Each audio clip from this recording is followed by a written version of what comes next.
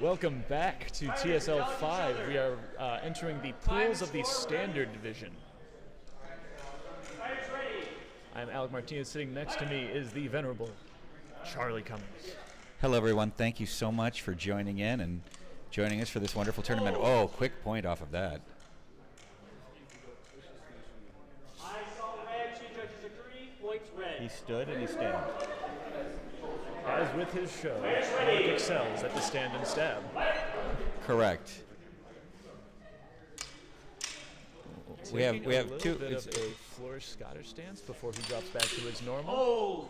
I I agree with the two judges. Three judges. Point blue. All right. Judges did see a blow that was out of my angle. Yep. We did not see the angle on that one. Oh! Blue actually controlled that on that. Quite was able well. to move past it. 12 point blue. Yeah. Red is ready. This might be Eric. Might be the one fighter that can handle the stabbing action. I did not see. Point red. He was able to come over the cross of the Suba, it looks like, Yep. from the angle behind. I was gonna say. Oh, that's the back of the hand. Good honor on the blue fight on that. Red is ready. So Mark is obviously learning and picking up that he has to be just quicker and more definitive with the strikes. Like that. Yes. Just moving in Extremely and not leaving. definitive cuts. Yep, not leaving anything up for judging. Clearly the first one at it and clearly being able to get a good strike. Mark will often joke that the reason he stands is because he can't move. He's clearly proving himself wrong. That's exactly. I would like that on record, that we've Yep. all caught him in his lie. He just prefers not to move. An understandable choice. That's right. There's a reason I'm sitting now instead of line judging. Whoop. Mark honorably allowing his Yep. opponent to stand. Good honor. Good honor. Oh! Although, I will say, although Not while the he most was giving, honorable while he was stand giving, up. yeah, I was going to say, while he was giving the thumbs up, his opponent leaped up to try to get him. That was one way to play that. Still coming out with the point, though. Yep. Oh, that was a good point. Coming It with looked a very pretty close. nice slice. It looked close to the neck, but it was one where it clearly hit the clavicle before it got to the neck. And a nice slice across.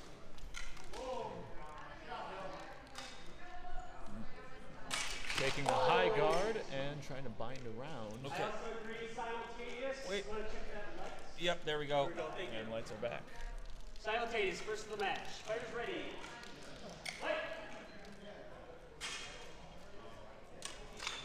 Oh, I thought I saw blue And get an honor underneath the call. arm. Yep, From good red. honor. Yep, because blue came underneath the I arm. saw red. Wait, Honor it was call. an honor call. Honor call. Fighters ready. Blue gets the point thanks to Mark's honor. Yep. While Mark is a competitive man, he is an honest man. That is correct. Ooh, that was a good strike, I think, to the wrist.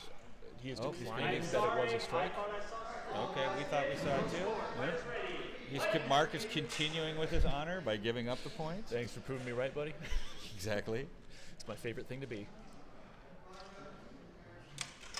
Oh. Mark did get him several times on the arm on the way in. There were several nice cuts in on that one. Fighters ready.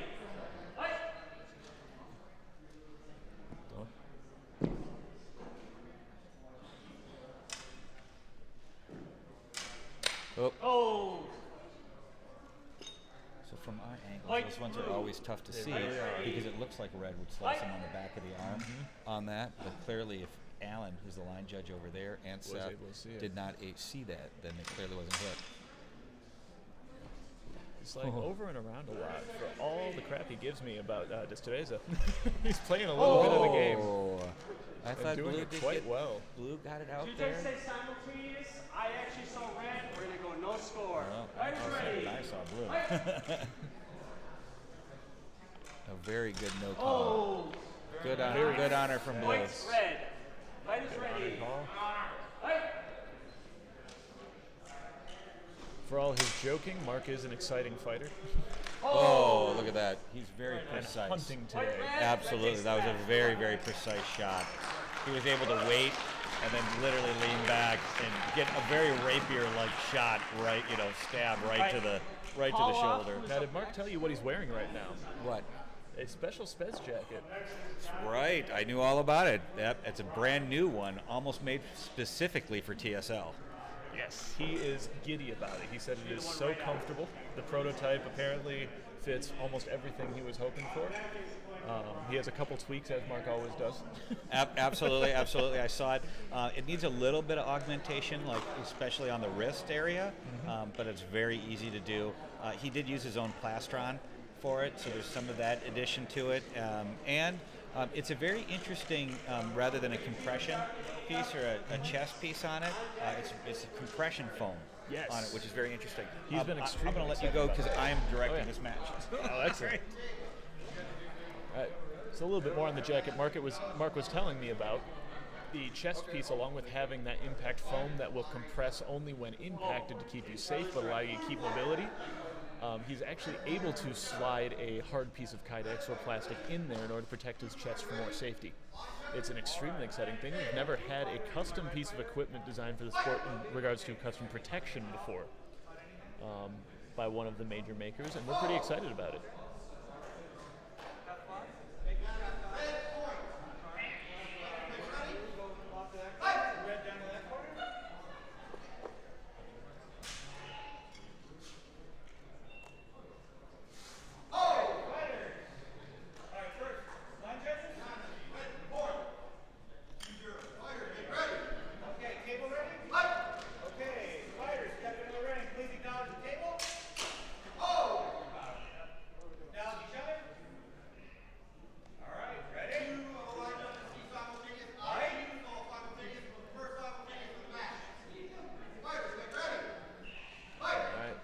Corner reaching out to touch, taking a very relaxed entrance.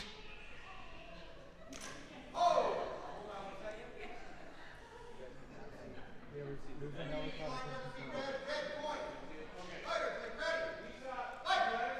saw red, but to be honest, we didn't have the right angle, so I'm actually going to go no call. You didn't get it? Okay. All right. And thanks to an honor call, Red will achieve a point on that. It was an extremely fast strike, difficult for the judges on this side of the table to see.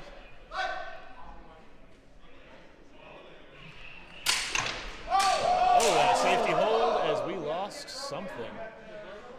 Lost a tip off a blue fighter.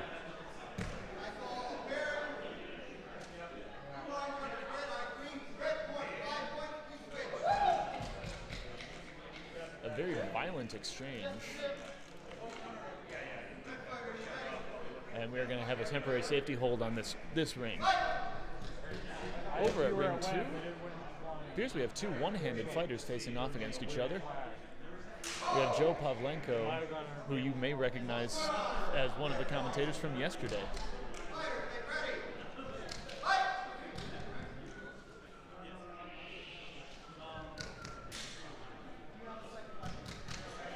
And booping carefully. He is entering with Victorian military style. Yes.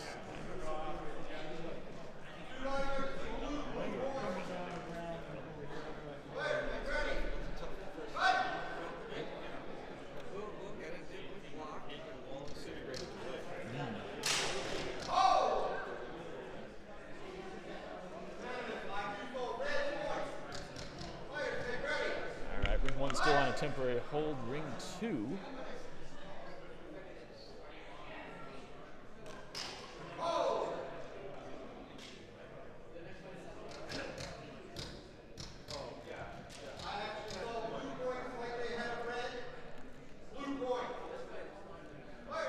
Making an assertive call on ring 2.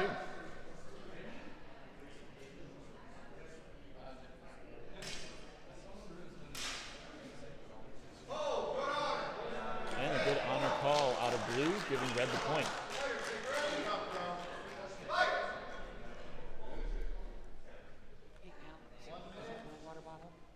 It's not mine, so.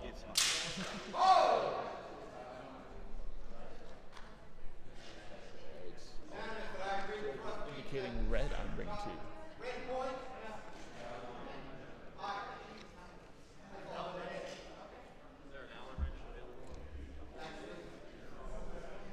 have one. Yep, I'm running my kit. I'll be right back, ladies and gentlemen.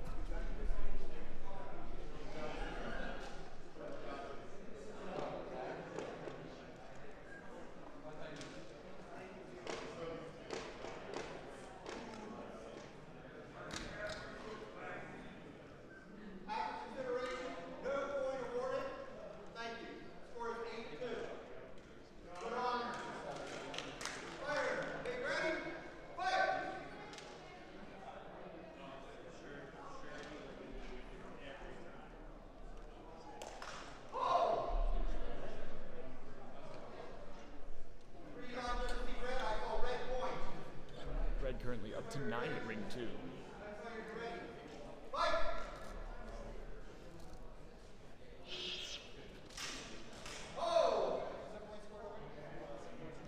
And it appears closing it out.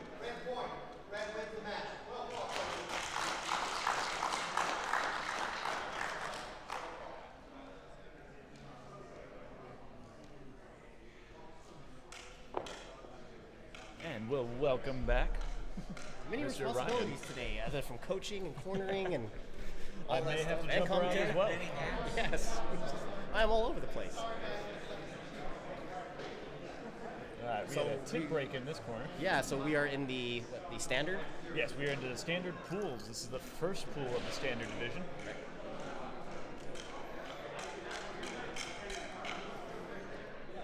Last night we opened the exotics tournament. This morning we closed it out. Yeah. Tomorrow morning we'll close out the opening pools of standard division before we move into eliminations and the finals for some of the other tournaments. And this is ring is this? This is ring 1? 2. Could be wrong. Charlie, Charlie, what ring are we? which ring is that? 1 or 2?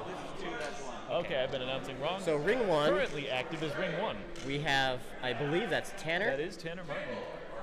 against, I'm not sure who's fighting. Is that That is armor I do not recognize, and of course it's hard to see through the mask. exactly? Tanner, once again from the Ohio Charter, is a strong contender to be one of the finalists today in the semifinals. Really strong fighter, good ground and technique. Always enjoyed watching him fight. Yeah, Tanner's an amazing fighter.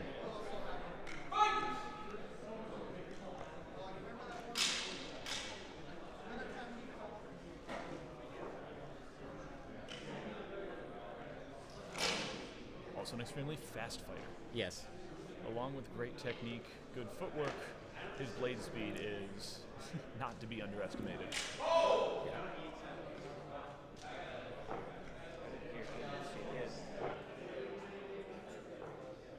No, I saw nothing but wind on that one. Yep, I Yeah. think I thought I saw I blue would have actually called a no flying. call, but the judges are deliberating. Charlie, who's that? Couple of unknown fighters today. New armor kits all around are making it hard for me to tell who's who. Exactly. We've had a long quarantine without seeing each other. I know. I don't even know if I fit in my armor anymore. It has gotten that. That's the reason why I'm not fighting today. Oh, it is. Okay. Yeah. Gotcha. So Oh in my the goodness. ring 2, we have Tanner Martin versus Ryan McKenna.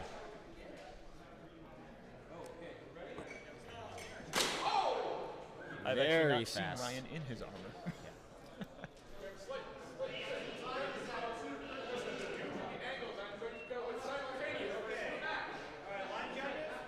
All right, and we are back live at ring 2. Table ready? Okay, red fighter ready? Blue fighter ready? All right, ready? Fight. In ring 2, we have, John. He's also, I believe he comes, who is the blue fighter, Yeah, blue fighter in the far corner. comes from a HEMA background.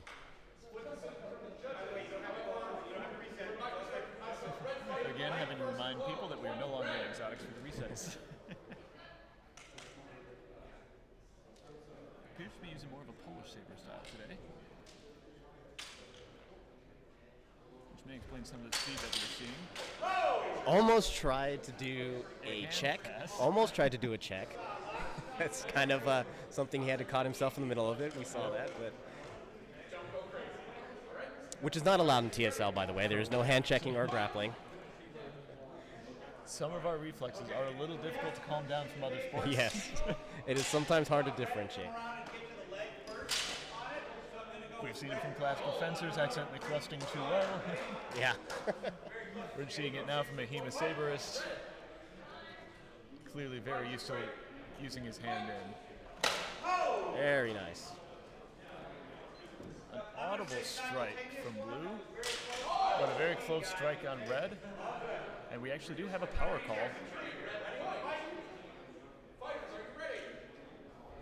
Some of those circular motions can add a lot more power than intended. Yep. Good windup. Good windup and speed.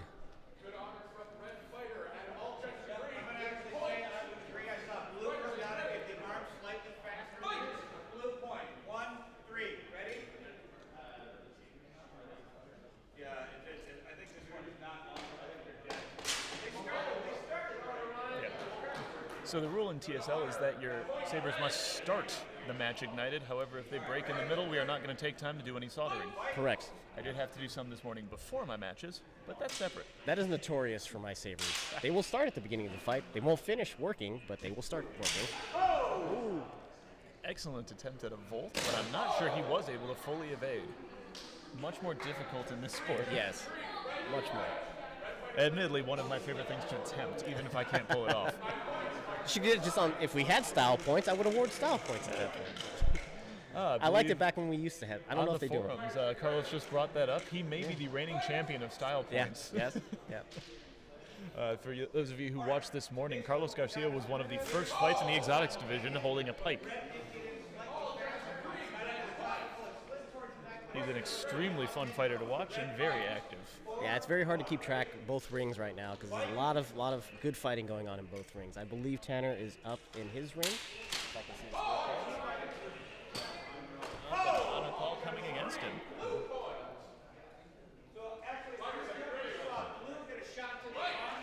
We just had an excellent exchange here in ring one. Score is now 2-4.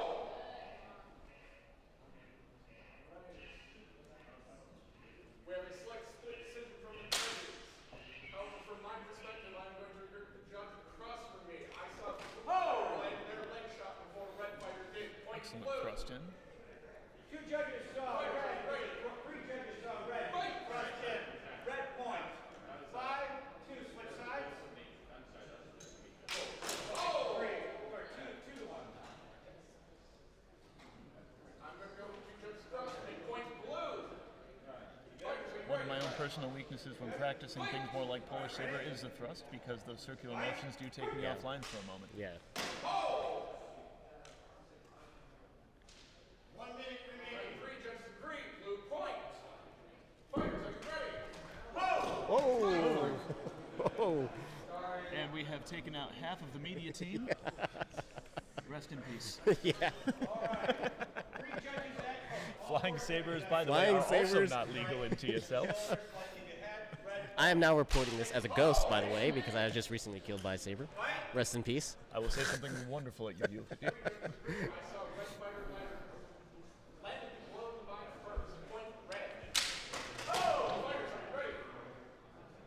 turned off.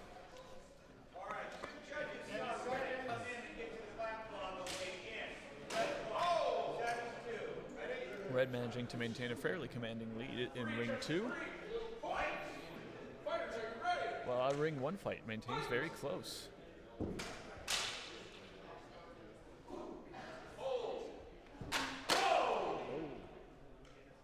Honor call, and with judges blue.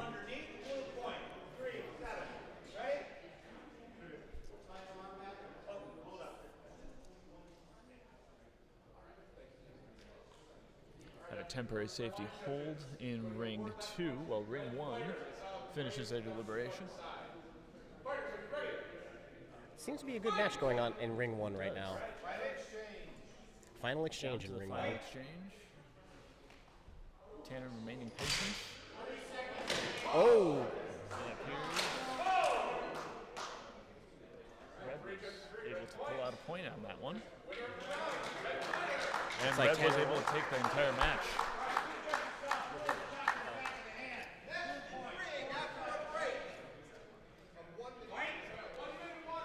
So now we are back on ring 1, finishing up here.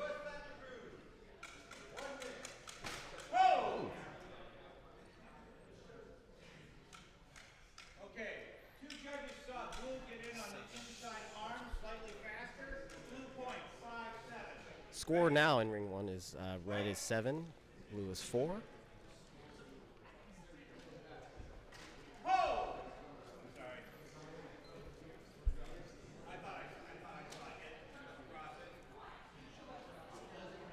Director called hold with one judge to back up.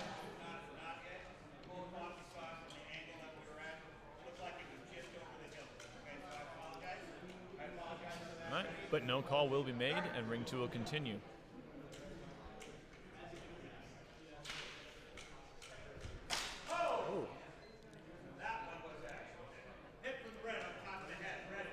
And red will lengthen his lead. Score is now 8-5 for red.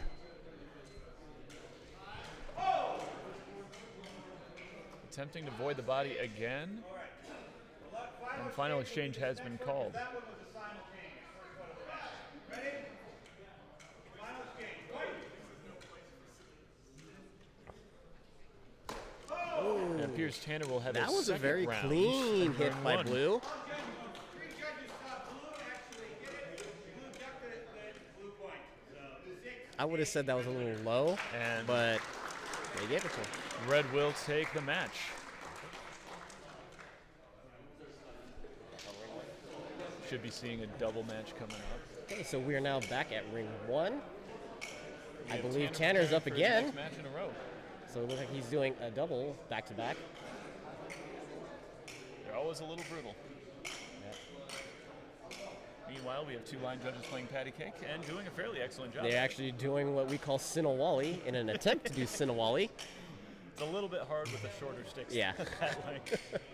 which is a classic And they also style don't of seem to agree Eskrima. Right. Which pattern they're doing? I believe Alan was doing it right. Yeah. From my recollection of it, which Yeah. has been a couple of years, it looked bad. Yeah. Oh, okay. I have not gotten to train that in quite some time. I think about 3 years was the last time I was Yeah, able to do anything it's in been a while. while for myself too. Actually, maybe longer. I forget quarantine happened. That was Yeah. a year. Tanner maintaining his patience.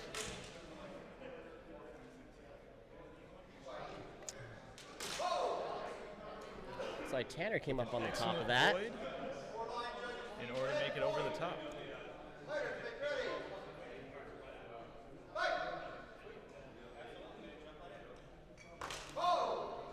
Again with that very fast off the line hit from Tanner. An excellent example of when setting in place is not always the best idea. Yeah. Everyone's so used to him doing it that he must have thought that Tanner was just waiting to do his next card. Yep.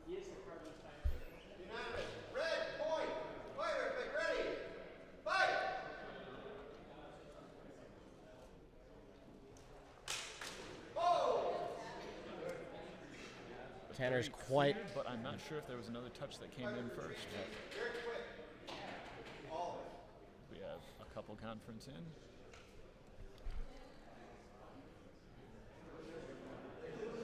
I'm not sure if Tanner got quite the block or counter on that, but his follow-up move was pretty much dead on. Wow. Since it was unclear whether or not the block was sufficient, looks like we won't be calling a point there.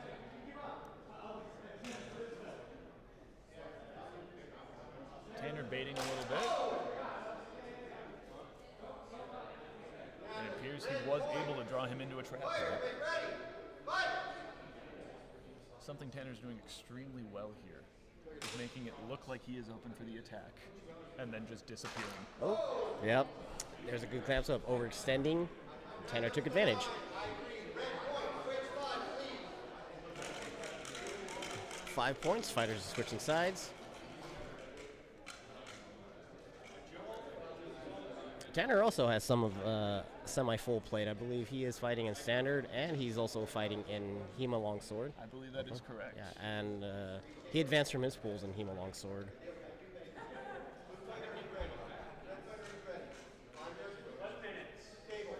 We have 1 more minute break as our back-to-back fighters prepare in ring 2.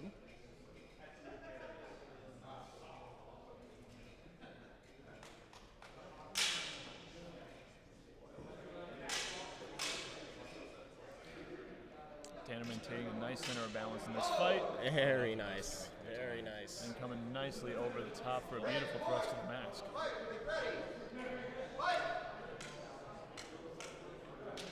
one of those stab you from shoulder blade to shoulder blade.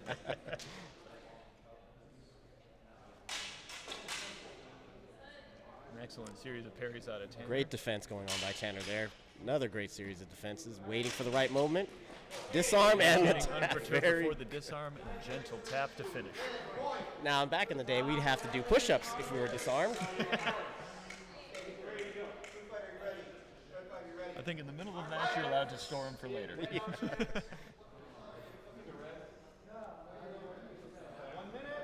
want to switch? Switch, because you got a red and blue saber, right?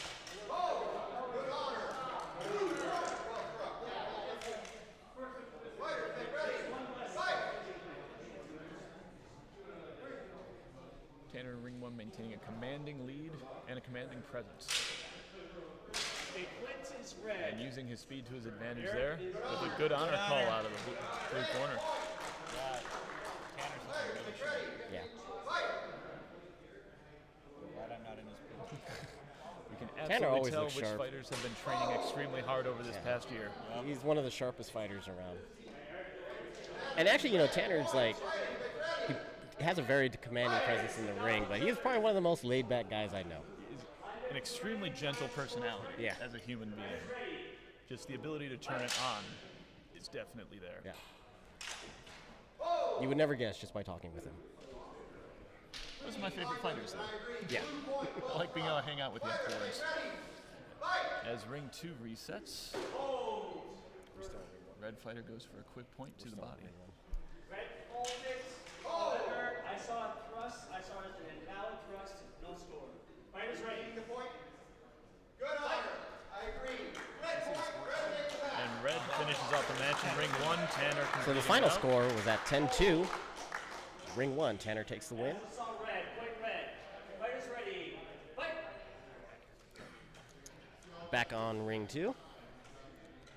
With 2 looks like fighters we have Ryan, advancing out of Eric each pool, actually that is fighting. places Tanner in an excellent position. It's nice to see Eric fighting. I haven't seen him fight in a while. And a clean thrust. Point red. Fighters ready. Fight.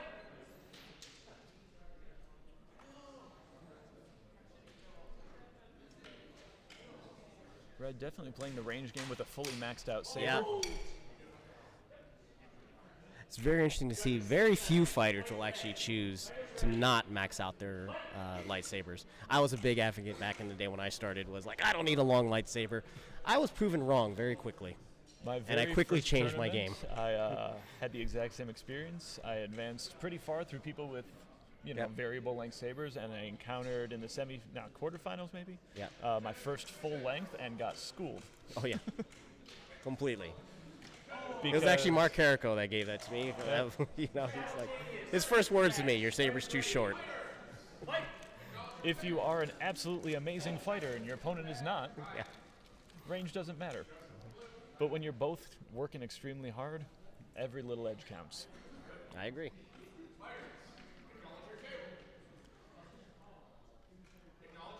In ring 1, we have Ryan back up along with Joe for his second fight. I also saw red. You're on the right side. Point red. Fighters ready. Fight. Based off current win-loss, this will likely 1 determine the minute second remaining. out of their pool. All 4 judges agree. Red point. Fighters, are you ready? I'm so sorry. Score up in ring 2 is 4-0 in favor of red.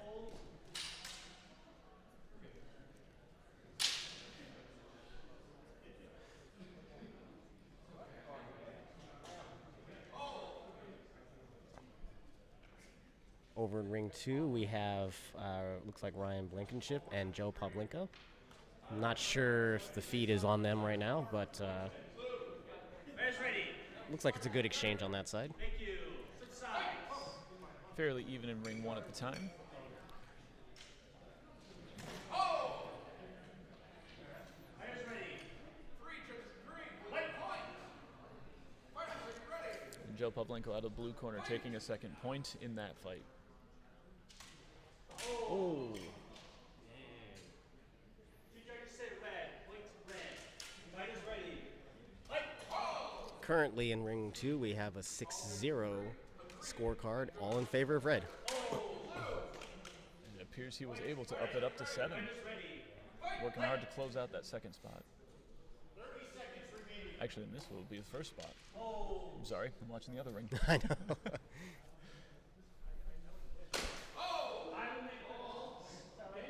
I saw red come down. Two judges also saw red come down. Point red. Fighters ready. Fight. Point red, 8-0 up in ring 2.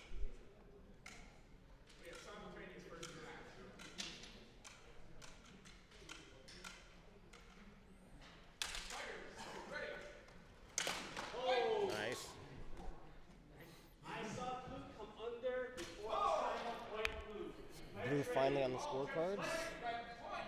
8-1. Both fighters in ring 2 having switched to a two-handed stance from starting in 1.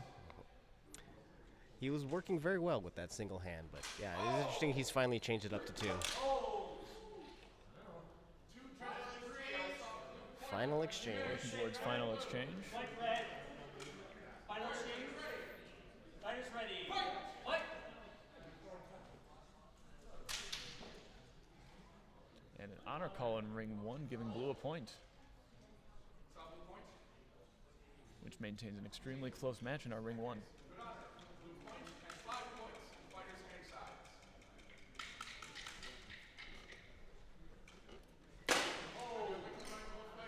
I agree with the judges. 3 of them simultaneous. And the match. Nice job, guys. Good job. And that appears to be the first slot clinched out of this pool. Yeah.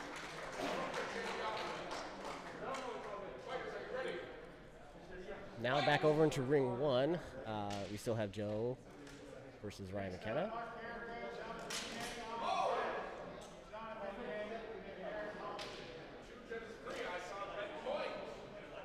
Red point for Ryan Keeping on that nice side. and close. There appears to be 5-3 in that ring.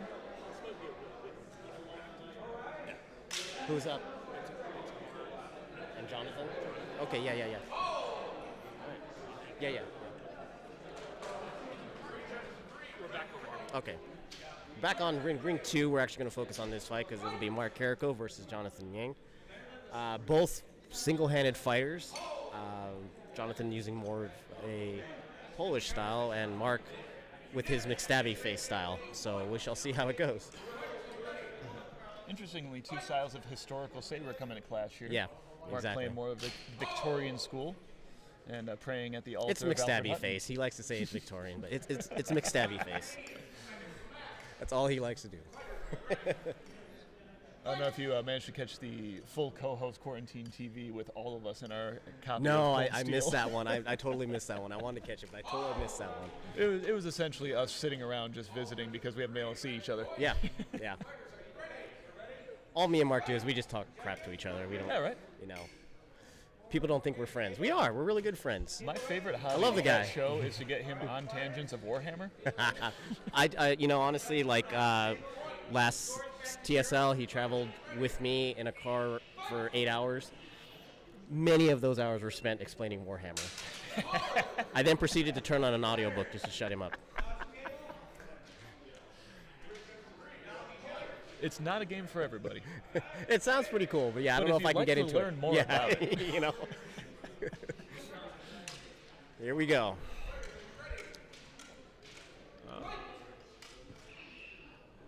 No call on that one. call.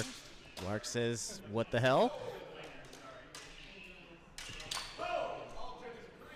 Mark working the outside line, but it appears that he was overshot in doing so.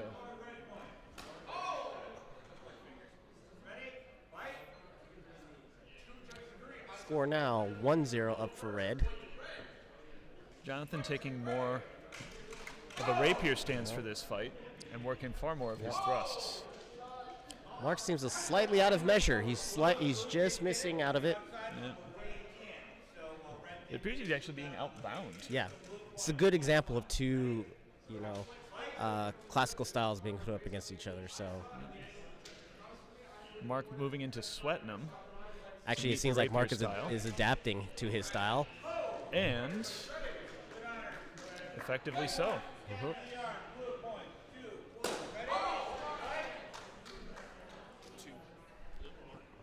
Mark's up 2-1. And Again? Blue taking another point. Seems like he's finally figuring out his distance game really well. Moving far more into his English rapier style. But moving back to Hutton. Nice. For a nice clean cut. From depending on the judge's point of view. I saw Mark hit first. But we will appear to have a conference between. It is always good fun to watch the fighters switch between the authors they've clearly been studying recently. Yes. Yes. Okay, here we go. Basically, you've got two blues, two reds. If you look at the side, the way the angles are, we're both cut off by the angles on it. So to be honest, I'm going to go no call. So it's a no call. No call because of difficulty. Split decision. Director could not make a call.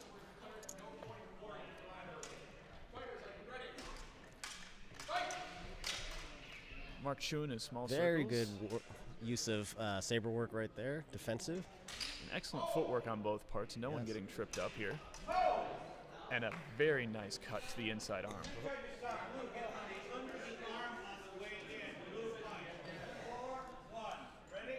Score is now 4-1 up for Mark.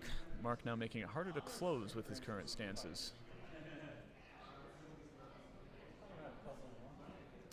As we see more Italian and Fabris coming out.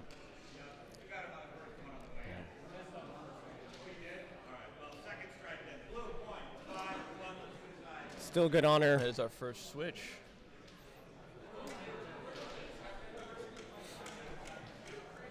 As much as Mark will joke about Fabris, he studied it extensively so that he can't fall prey to it as easily. Those obscure stances look... Well, I mean, when you live out where Mark does, all you have to do is That's to fair. read. Middle of the desert. Middle out in the middle of nowhere. And dropping back into full Swetnam. I'd call that a Simon. It was a little too fast for me to pick up. Red will take the point on that. Score is 5-2. Still up for Mark in blue corner.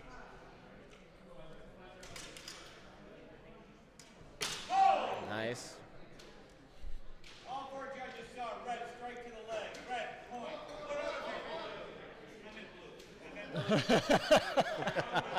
Charlie making a little bit of a mumble.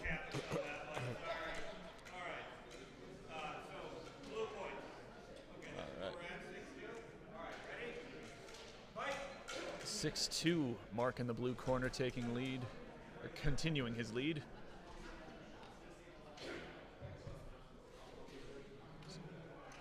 Oh. Taking shots I don't normally see him take. Yeah. He has always told me, don't shoot the leg, it's a trap. Well, he did manage to get the inside thigh on that, so yeah. However, But he rode out his opponent's saber, let him make for the overswing, and went straight in for the closest target. It's typical Mark. if I may quote the famous absolutely fake line of Achilles, when you can beat me, you can break my rules.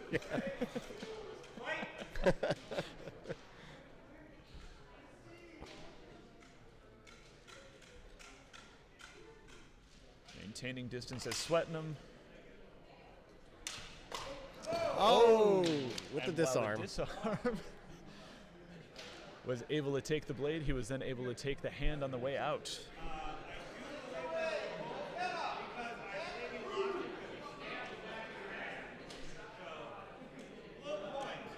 Blue will take point on that.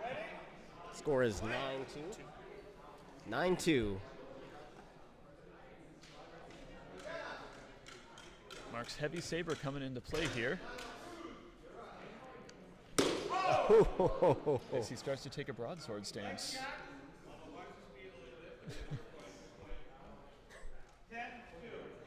And closing it out for the hug. 10-2, winner takes it. Mark Carrico.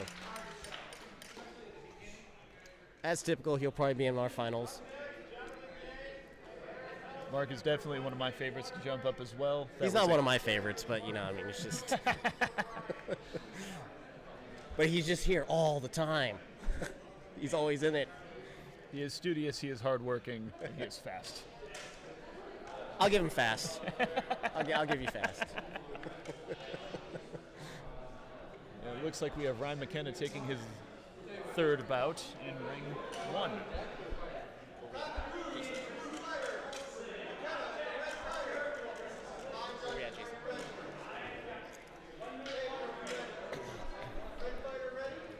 Looks like Ryan McKenna's up. Back over in ring 1.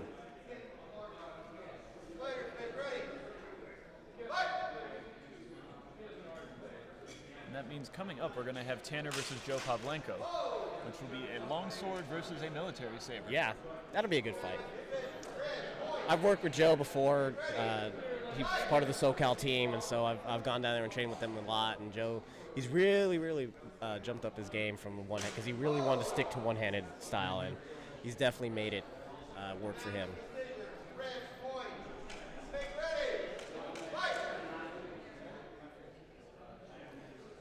Ryan McKenna adjusting to the one-handed style by switching to his own. But unable to use his range to his advantage as the circle's too large.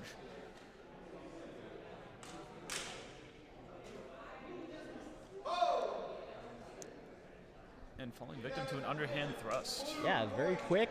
You couldn't even hear it, but that's how quick it was. It was nice. As we were warned in the line judging clinic, don't always believe your ears. Make sure your eyes are watching. Yep.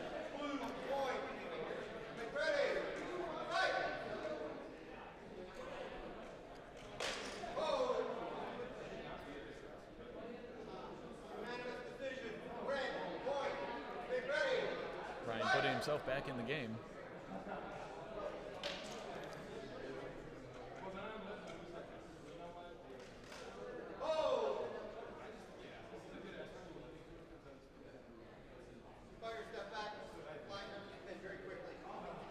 Line judges are conferring on that point. Okay, ring 2 is ready.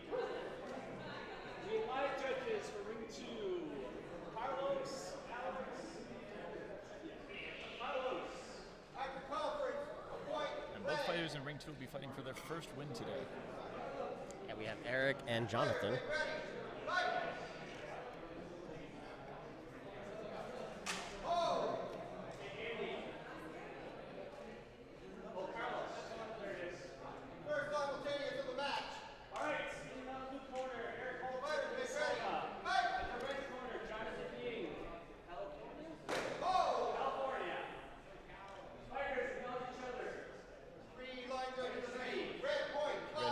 Step up in ring 1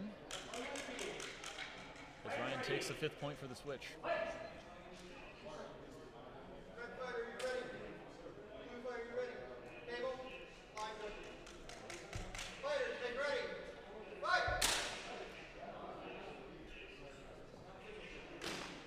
And Ryan casts a nice hand over the top for that point. Ryan seems to have found his rhythm in this fight.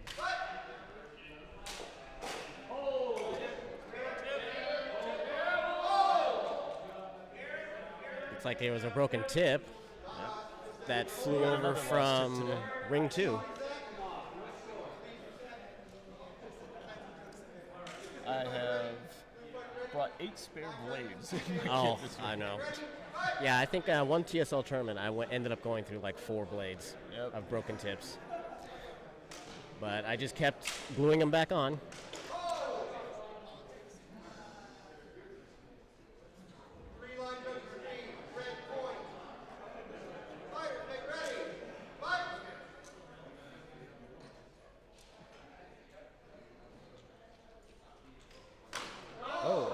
Nice to clean come hit. through off of a fake into a back edge cut. Red, point. Good honor. Fighters, make ready. Fight!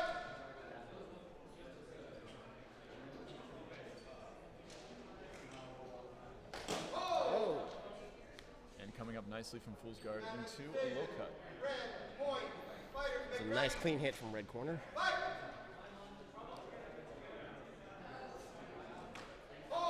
Red trying to bait in. Wonderful blue point. Fighters, make ready. And I'm not sure what that was about. I think he was trying to come into a hanging guard and didn't realize his own range.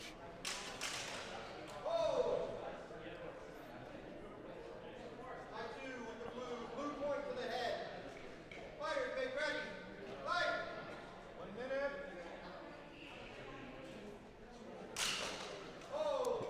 Nice exchange. Ryan coming off of the parry against his blow, still managing to ride it into the head. Red point. Match. And manages to take the match from it. Yep.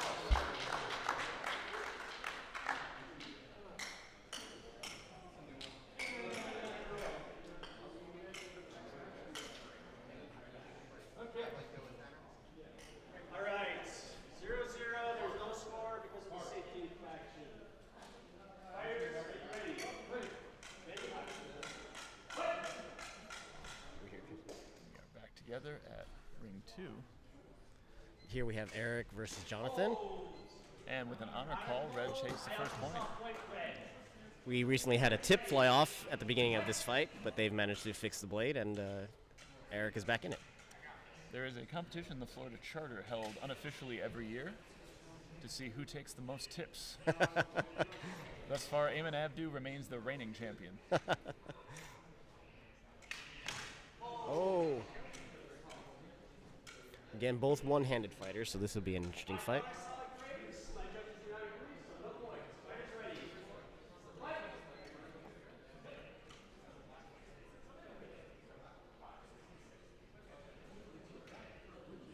Eric taking on a two-handed stance. Nope, switching back to one. But I believe caught mid-switch. Yeah, looks like he let his guard down slightly when he switched hands right there.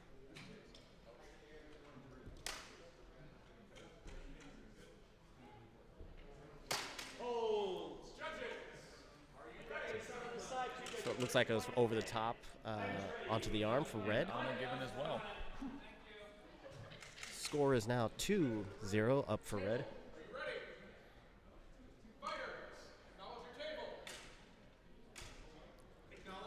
Over in ring one, we have Ring 1 is we have our Himas coming in.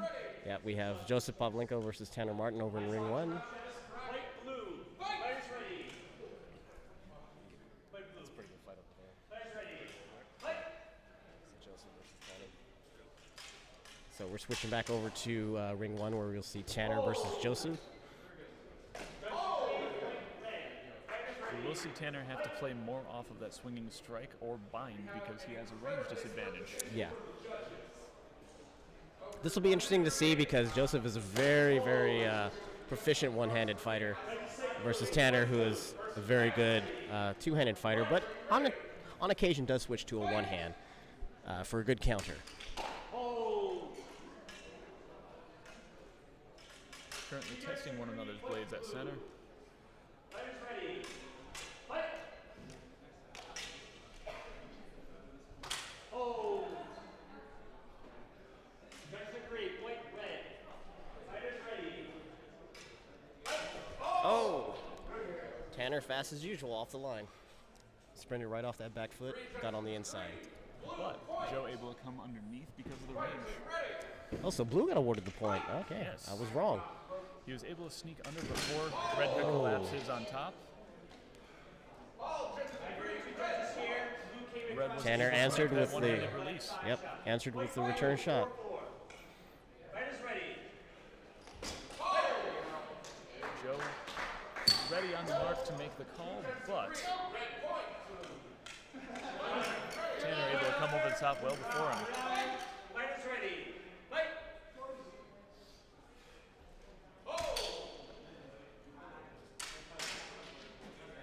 Hold call, but no clear point awarded.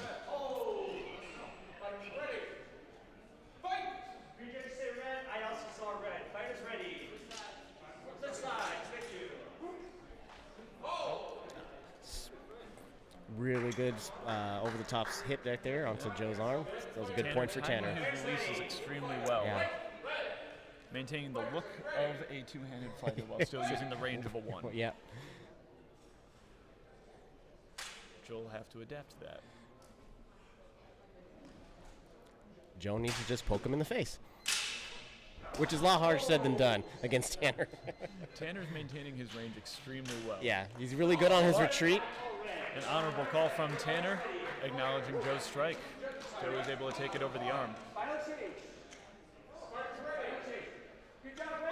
Tanner varying the pace of his exchanges very well, making himself harder to predict. Yeah, it was. Make sure that's the loud flow, okay?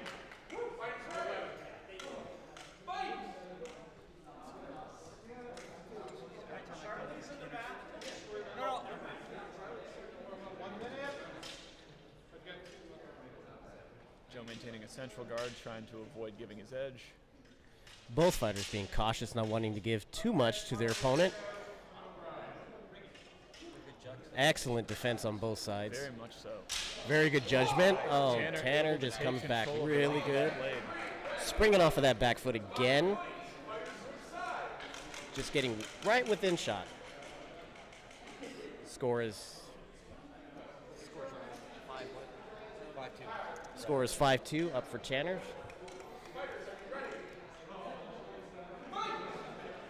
Tanner really using his ability to control measure to his advantage here. Ooh.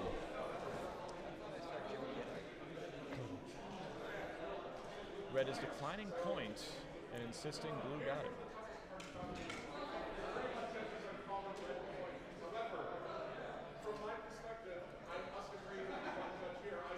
And Tanner also agreeing with the director and the blue judge. Yep.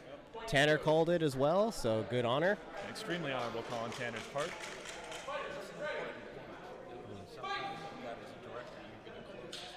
Yeah. Yeah. That's a good example of showing that even though the outlining judges may have seen something, a director who has the better vantage point can make the call on the final point and override the line judges.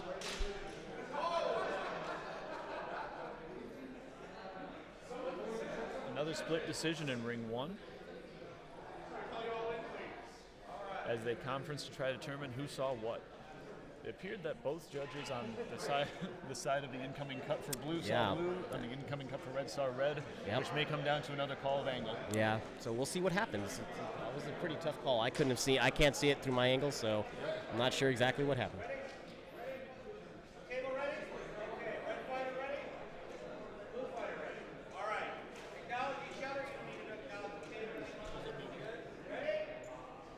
Looks like they trying to make a call judgment.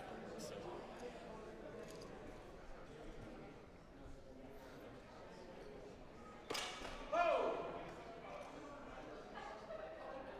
Three judges saw red. Get in the quote first. Red. 1-0. Ready? Fight. After conferring with my judges, we're going to declare that too close to call. Exchange will be declared too close to call in ring one. No call on that last one. 1-0. Ready? Fight. Joe maintaining his patience in range. Tanner adopting a Having one-handed switched to style. one-handed, I think he's just doing it to be. and able to make the cut Yeah, over the top. and he managed to get. As Joe started to catch up, he is starting to make sure that he plays the range more. Right. While he was dominating the measure early in the game, Yeah. I think as Joe scored a couple points, he wanted to make sure that there was no question left. I'm not sure if an opponent, if they would adopt the same style I would, I'd be like, are you mocking me? It'd be rather intimidating to have someone adopt your exact same style and start beating you with it. Blue is able to take away that point.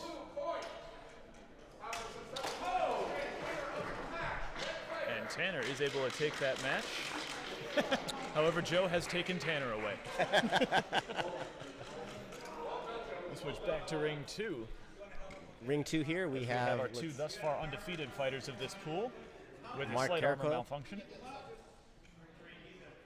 Thankfully, unlike the Super Bowl, our armor malfunctions have thus far been fairly appropriate. Yeah. Who's this fighter right here? I forget. Who's the fighter right here?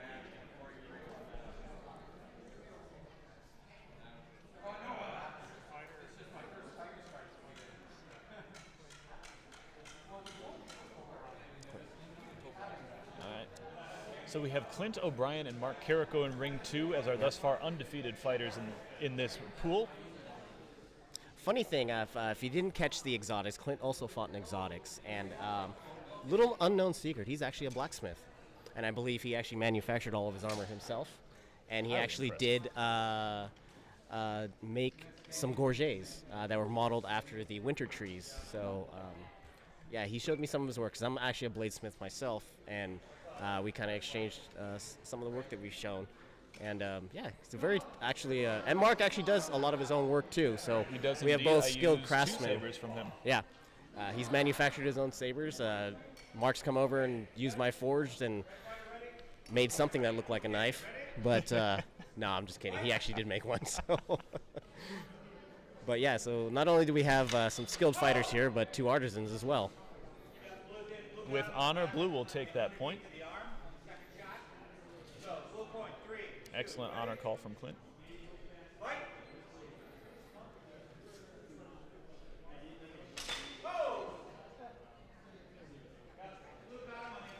Blue maintaining his thrusting, stabbing technique. Yep. And taking advantage of the fact that the hands have to get there for the blade to get there too. So nothing exciting from Mark's corner. He's doing the same thing. I'm not sure if it was wise to switch to a one-handed style against Mark, but that is seemed like he's going with it. Yeah, see if it pays off for him. He's going on. He's going with it. At a certain point, you do have to acknowledge when range wins. Score is now 5-2 in favor of Mark.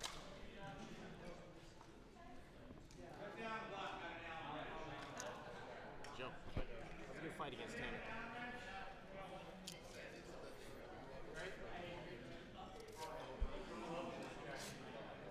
We appear to be doing a little bit more of an armor fix here. Oh, blade fix, I apologize. To secure the pommel end of Clint's saber.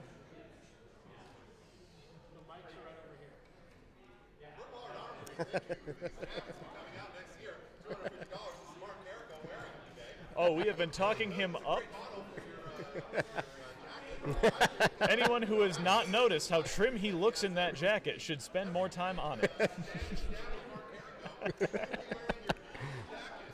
That is the wonderful, wonderful audio commentary from Dale's from Shadowcrest Design. Giving a little leg up to Purple Heart Armory. Purple Heart has long supported TSL, yes. and I believe most of us have bought something from them at yes, some point. I have their back of the head protection. Yep.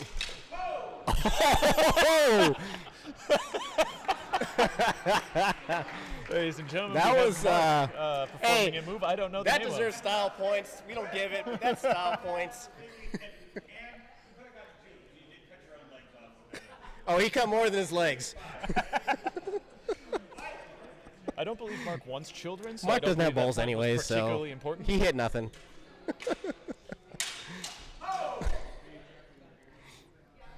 Mark doesn't want kids anyways. Self-vasectomy.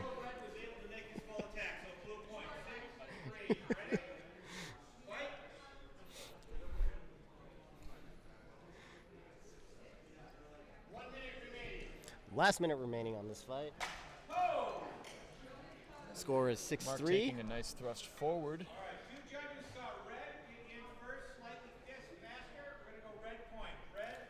Score is 6-4.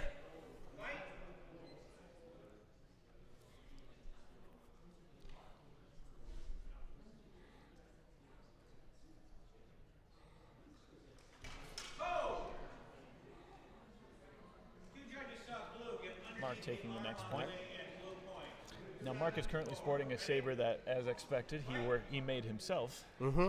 Yep, that's This his own specific design.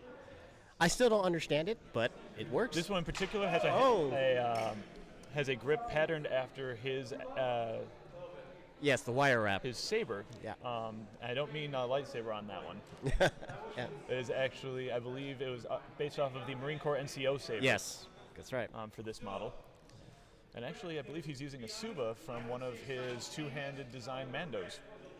Yes, with the notch Suba. Yep.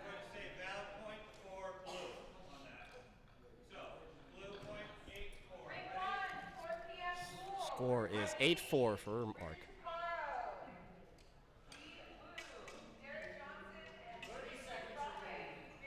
Mark maintaining calm and is sweating him. And able to come over the top.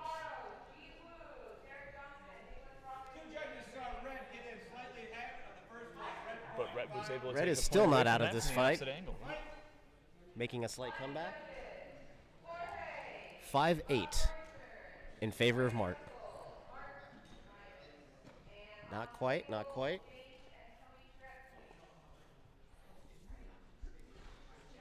Nothing burger. Mark maintaining tight circles around. Focusing on the close target. I always make fun of Mark when he takes his stance. I'm like, And Mark has just taken it to the gut.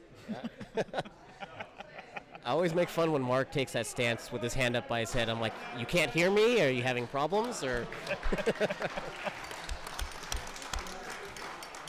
was a good fight. It's a good fight. Final score was 8-6. Mark taking the win.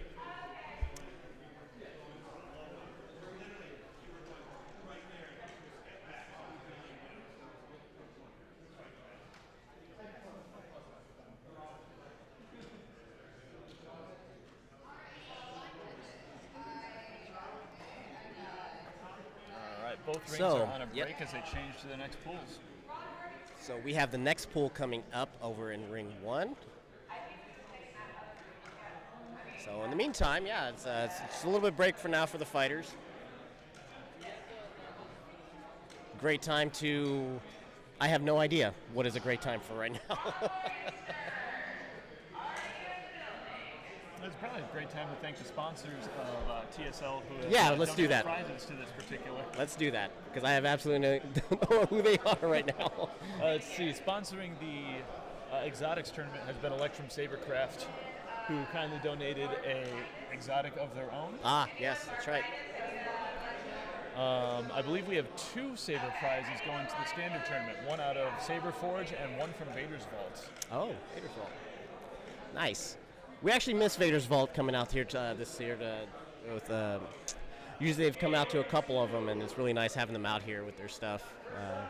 Vader's Vault have been really good to TSL. I actually have one of their Legionnaires, one of my favorite sabers, and have them great as a great sponsor. Saber Forge 2 with their Ronin and their Katana styles are very popular here. With actually they've actually made those particular ones with TSL in mind. So it's great that they have companies that are just making stuff specifically for our sport. So yeah, always got to give them a good shout out. So Ryan, you've been playing with TSL for a while. What for you makes a great saber design for the sport? Mostly, since everyone typically likes to max out their length, so the 2 most favorable styles I've seen, it's either a curved hilt, which some of them do for one-handed fighters, and then the longer hilts. But I think favorite amongst all of it is to have some sort of flared pommel, and of course the ability to have a Suba, because Subas are hugely popular. And it's just a safety thing too. So. One of the changes I've seen a whole lot of the different makers making recently is starting to place activation within the pommel itself. Yeah, yes.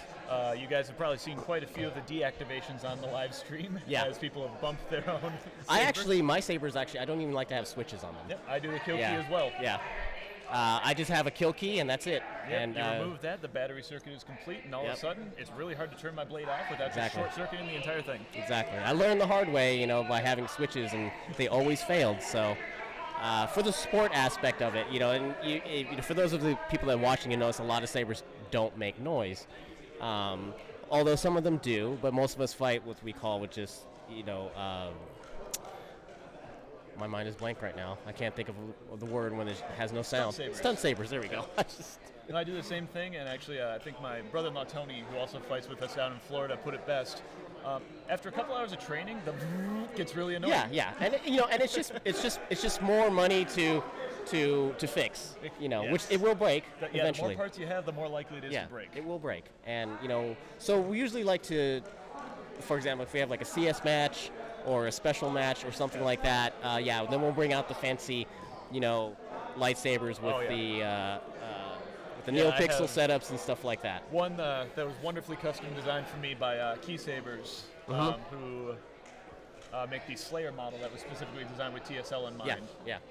That has There's so sound, many of them now. powder coated to match my armor because I'm a little extra. Yeah.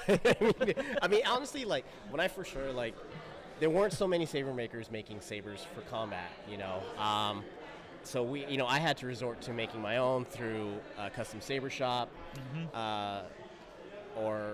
Also, Tom and his Crosspoint sabers were, pretty popular. Vader's Vault were making the Legionnaire, and then Saber Forge was making like the Ronin series. But now there's so many companies making specifically for combat TSL, and I think that's a good thing because the more variety, the better. Yep. And particularly if you are an overactive collector like myself. Yeah. I've handled more sabers than I've actually collected. I have a decent collection, but it's because I did a lot of the custom etching back in the day. I had sabers from every company, even Vader's Vault and Saber Forge, coming through. You actually etched the prizes for a couple of the Florida events. Yeah, the Subas, and actually I did the Suba for Charter Rep of the Year, so that'll be presented on Saturday. So I did the Suba for that, because I was doing all of that, I had so many high-end sabers come through my shop, and it was always nerve-wracking because I'm like, these things are so expensive as is, and I'm about to dip them into this big vat of acid and not screw it up, because once you do it, you can't go back and fix it. That's it. Let's go over with G. Oh wait, he's over here. David?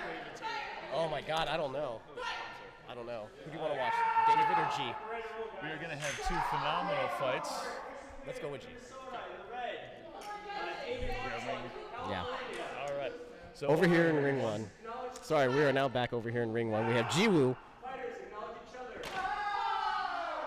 G is a standard kendo practitioner, or classical kendo practitioner. I believe he is up to his second or third dan. Yes.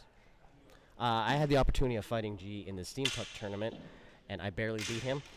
But he was also new to TSL, so he wasn't quite acclimated to our rule set. He has definitely stepped up his game, and I don't think I want to fight him right now. I've fought him a couple times over more recent periods. Well, recent would be allowed. Yeah. And I would agree with you. It's definitely not my ideal matchup. Yeah, he is a very, very strong, fierce fighter. And also a remarkably adaptable fighter. Yeah. I don't know if he's talked to you about it, but he actually also competed in Yes. open longsword. Yeah, he competed in and has made longsword. it out of his pools there. Yeah, very accomplished fighter. In Ring 2, we have David Laudenslager from SoCal, but the camera's not on him right now. But, Three judges say red. Points red. Fighters ready. Fight. Two judges, 2 points. we have Melody directing in Ring 1. G taking a high stance. Points red. Fighters ready. Fight. G making use of his ki, which is normal in kendo. In fact, you actually have to call your shots in kendo. So if you hit with certain parts of the body, you actually have to yell that part out. So he won't be. I don't know if he is adapting that here. It'd be funny if he was, but definitely making use of his ki. He's definitely joked around with me about it because I happen to know just enough kendo to be tripped up. Yeah. He calls kote and then hits me somewhere else. That's a good trick. If you know, that's a good trick. It was dirty and I loved it. I might have to do that one of these days then. Like, if I spar against him or Kay or, well, Ryan Kappas, he hasn't been around, but he was also one of our famous kendo fighters. All judges, we had a rolling joke about all of us. Like, it was me, Charlie, Kay, Ryan Kappas. We all wear the kendo gear for our kit, so we're kind of known as the Dough Boys because it's the dough, that we wear. So we're quite recognizable. It was funny. We were at the Masters tournament, and we were taking a picture together, and they're like, "Oh, they're over there doing ninja stuff."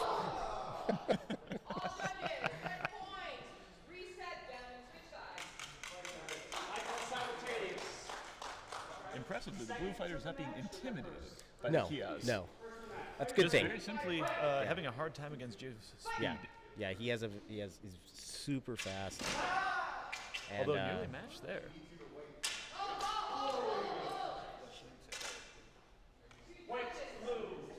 Fighters ready. When I call hold, blue point. Fighters ready. Fighters ready. Fight.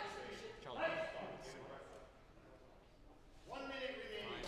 Taking his Jodan stance. So right now it's a pretty tight score over in Ring 1. Oh, very good score. It was 5-4 in favor of red. I think G was actually slightly faster on that, but it was ruled as a simultaneous. So But two scores. of them striking that fast Yeah. does make it hard to make the call. So I believe the score is still 5-4 in favor of G. So G is up by 1 point. I agree with the honor call. Red before. Red able to come up the side with his rebound off the floor, it appears. Fighters ready. You all saw the red point, however, it was a thrust to the abdomen from my perspective. Valid scoring area from what I saw. I also saw the blue point. Point blue. Fighters ready. What you had was a valid shot. So for this, blue will receive a point. So Blue G will be getting the point because of the rebound causing that to come up in a thrusting motion to the abdomen where we are unprotected. which is why we wear the dough. Never a bad call. Although I think G has not worn his dough because it is a little cumbersome, and I think it's for the speed he wants to use for lightsaber I've fighting. not seen him wear his dough in a while. It's also a little bit harder to travel with. Simultaneous. Second match. Fighters ready. Fight.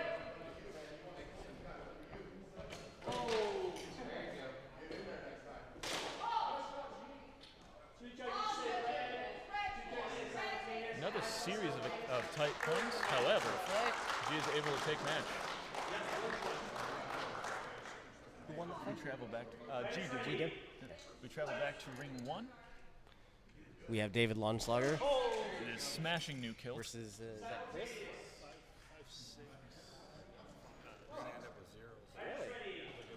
So David is down. Getting It is quite a few now simultaneouses in this match. 5-4 in favor of Come blue. up underneath and tie it up. Red. Fighters ready. Score is now 5-5. David is also one of our top fighters. He usually only qualifies and is usually in the top 3 or at least within the semifinals. Fighting out of Bay Area, California.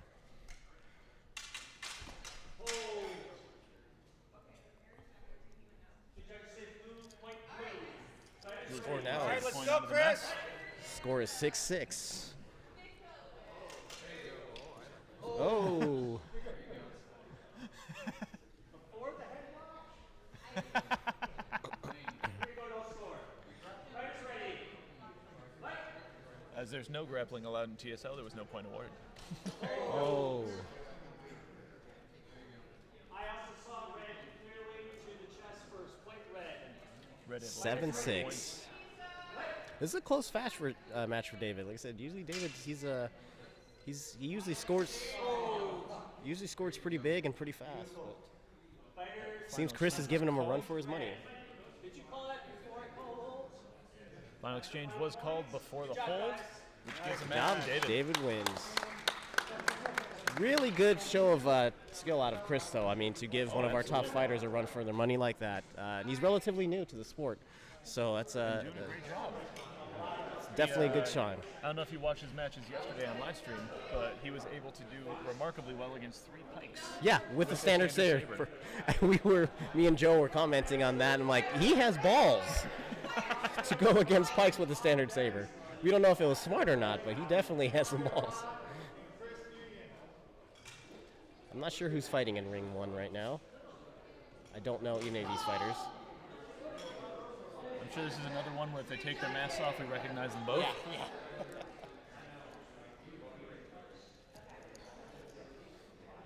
Fighters ready. Fight.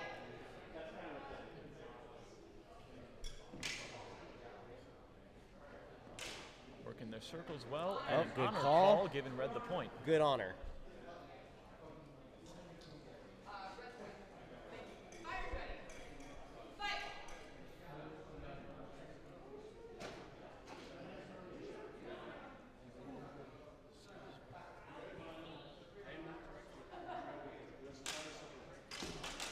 Okay, next fighters, Phil? Nice exchange over there. Excellent One. exchange. Looks like it's in favor of blue. Fighters ready. Fight.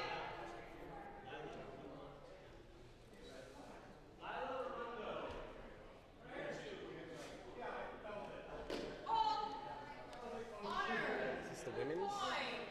Continuing our trend of close matches, we're only at 3-1 in ring 1. Favor of blue at the time.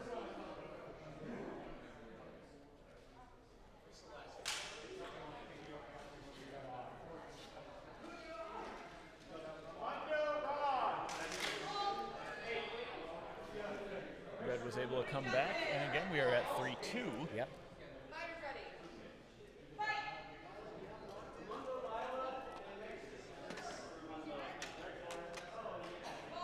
Oh.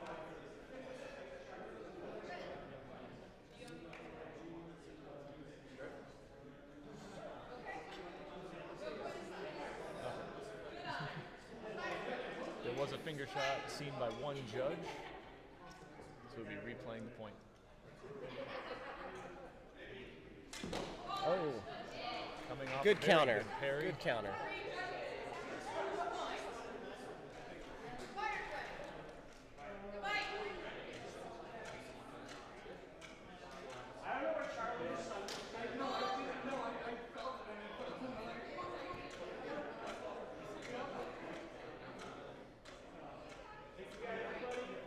Ready to roll. All right. Okay. A finger call was indicated by the blue fighter. Red fighter, who would have scored the point, gave an honor call that he believes he also hit the blue fighter's fingers. No point was achieved. Fighters acknowledge each other. Fighters ready. Both playing at the very edge of measure.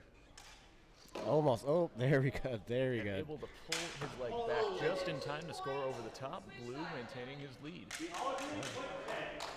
Jumping to 5. Fighters ready. Fight. Fighters ready. Fight.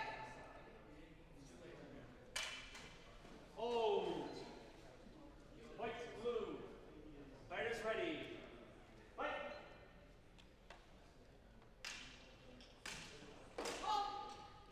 That was a very quick response to the tap of the Extremely head from quick blue. response. Well Very done. quick. Yeah. Split decision. I saw blue. Play blue. Fighters ready. Fight. Blue's initial Blue, speed has been yeah. extremely Yeah. impressive this round. Fighters ready. Hold. Fight. Simultaneous versus the match. Oh, switching to a one-handed style Both of them. out of red corner. Oh, and And it continue to didn't. be It able did to not. use his measure. Yeah. Point. Fighters ready. Fight. Hold.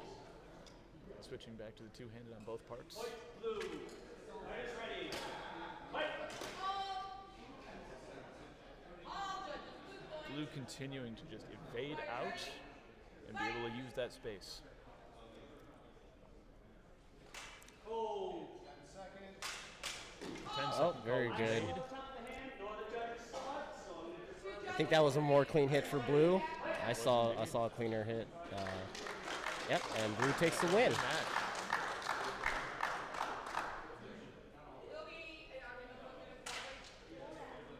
Over here, just.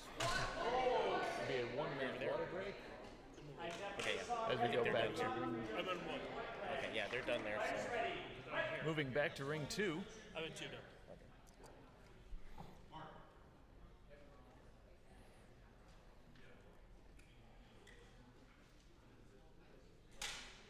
Is Layla the only female competitor in Standard Saber? I don't believe so. I believe I saw Alexa Graff will also be competing in Standard.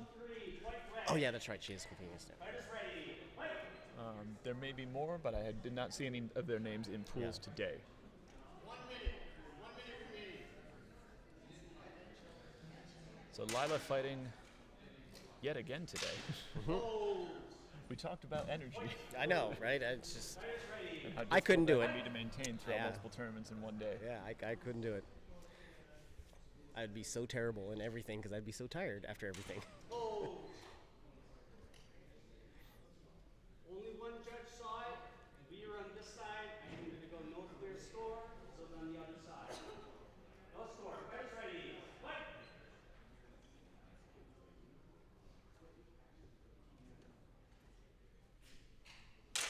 Hold. You saw red. I saw blue. No score. Fighters ready. No score on that one. Maintaining that center line and direct down. Lila going back to I'm not something she's sure- done today. I don't know if her opponent will have seen it done. That was a good clean block with the reverse hand. Split decision. Two simultaneous. I call simultaneous. Simultaneous. Second of the match. Fight. Now going back to the same trick twice. Oh, And able to pull it. yeah. Fighters ready. Fight.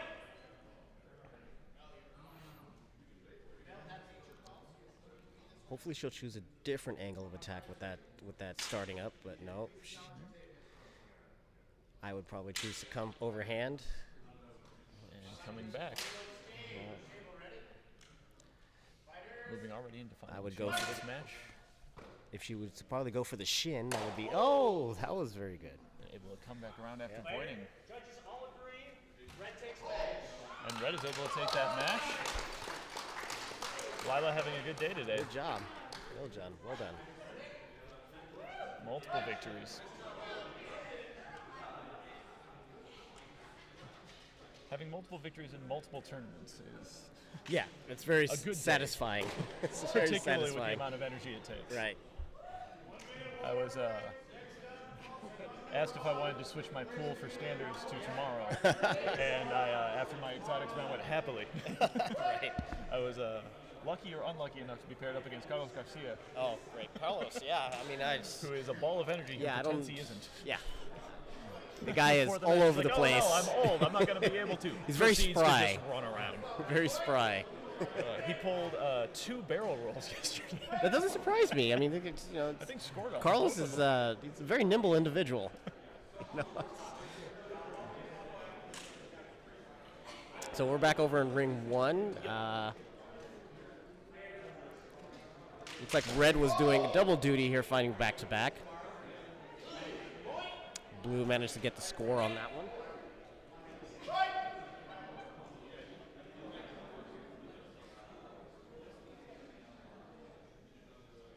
Rez having switched to purely one-handed saber. Again, very rare to see sabers not completely maxed out in length, and it definitely does serve the advantage, well, better for a one-handed fighter to use a shorter saber, because just physics, it's a lot lighter to wield. Attempted two-handed with the shorter saber, though. Yeah, Could be quite and no suba either, so that's, again, a rare thing to see. able to score off the riposte. Oh, you're fine, you're fine.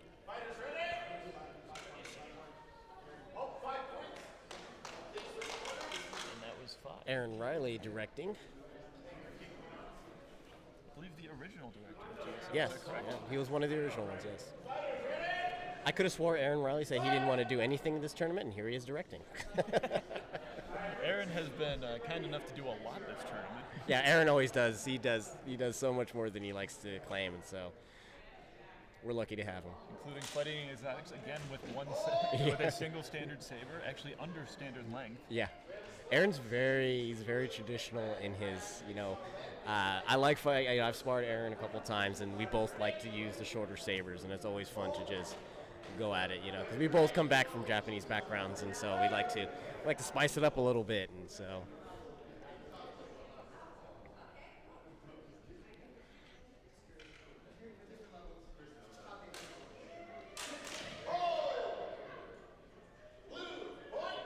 Able to come around to the head.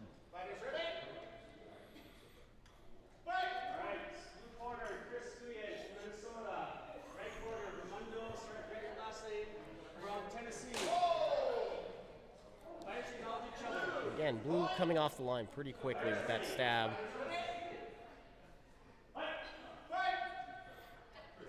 Well, I can't see the scoreboard from here. I believe blue is down at the time.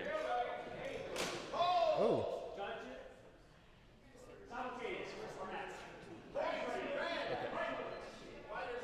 7-2 for blue. Good one.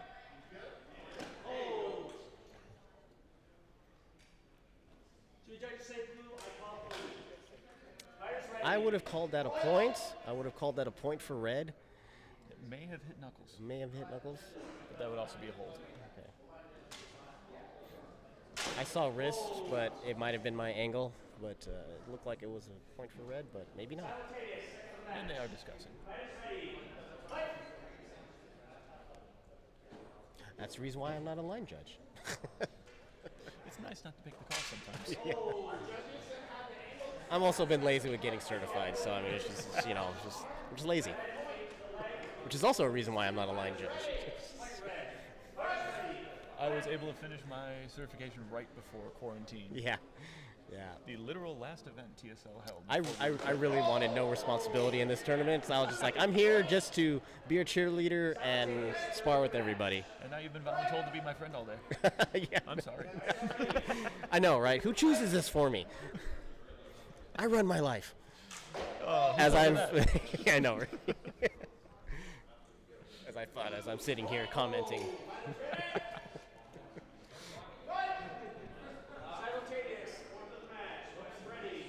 I think, though, honestly, like, as much as I love TSL, I almost want to try. Mark is going to give me crap for this, but I may want to try Real Steel one of these days. I've been quietly impressed with the that human. movie. Hugh Jackman was excellent. Yeah, that was a great movie. That was actually one of my favorite movies, actually. Honestly, Have it in having spent HD, a fairly 4K. long time around boxing, I actually really did appreciate it. Yeah. He trained for that movie. Sugar Ray Leonard did a lot of the training for that, so that's why you can see a lot of his eclectic style, used in the bladed back foot. yeah, used in Adam's techniques and stuff. So it was really cool. But I'm actually looking to buy it since they sell them here. I might actually pick myself up a long sword. Well, if you do, let me know. I actually just grabbed a second one for my own home. Oh, really? And we'll have open sparring on Sunday. Okay. I'm too scared. I'm too scared to ask for prices. That's the problem. It's just I'll tell you off the street. Okay. I've become enamored because I've been hanging out with the Charter, and they brought all of their stuff, and I'm like, oh. There's a particularly gorgeous set just around the corner Okay. that remind me quite a bit of Glamdring and Richard's swords. Okay. Because the real reason we all go into this.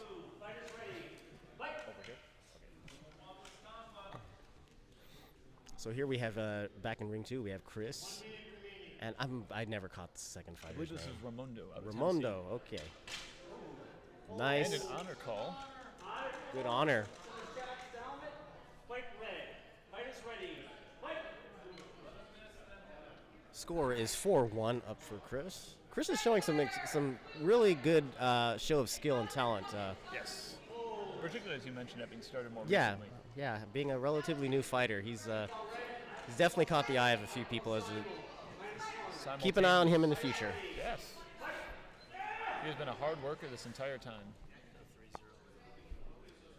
3-0. Current score. After the simultaneous call that Yep. will deduct points.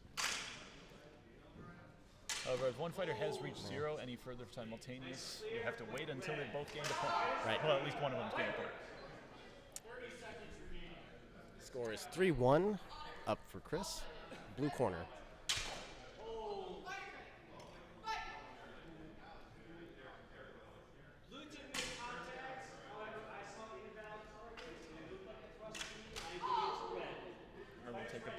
relying on him.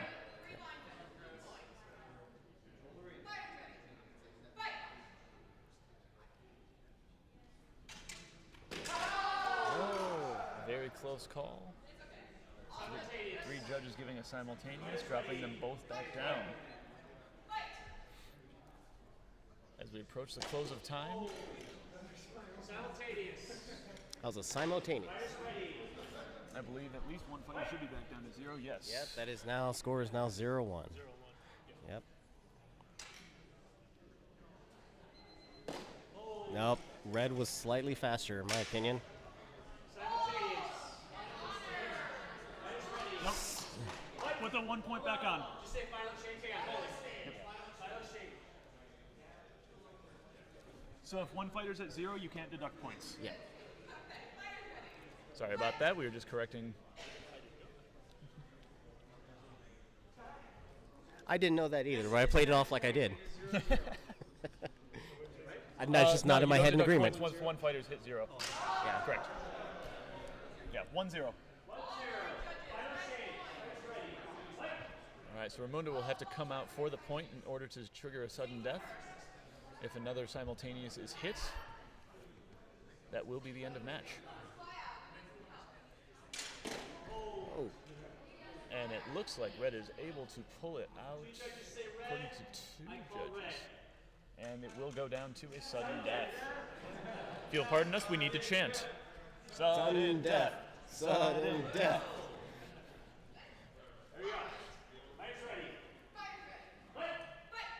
They didn't hire me for my professionalism. I never get hired for my professionalism. It's a wonder I have a job. And a very close call, but it appears red has been able to make it out. Wow. The simultaneous really took a toll, bringing it Yeah. back to the tie. Yeah. Chris was having a huge lead, but because of simultaneous, it really brought it down, and it ended up ultimately costing the match. So with red pulling out the last point at the sudden death. While the differential does not change drastically on those simultaneous point losses, it can psychologically do a lot too as well. Indeed. When you go from feeling like you're about to close out a match to being only 1 point up from 0 again. Right, yeah. It's like all that work. Right. We go back over to ring 1. Jin is back. Both of these fighters, I believe, yet undefeated in their pool. 1 minute. Next up in ring 2, Gated Blonde, Leah. Oh, just barely, just what we call just the tip. A little boop to the chest. The corners do believe I have to be corrected because while all called it, they all indicated directly on the abdomen, which is not a scoreable area. Ah, yeah, too low.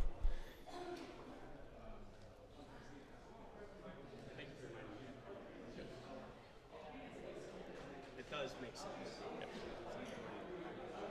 Dude, math is the worst. Minus, plus.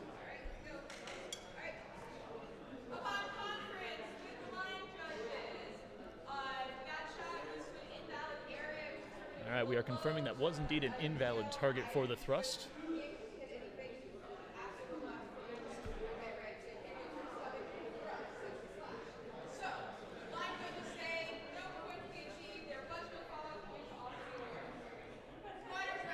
And we are restarting. Still at 0-0.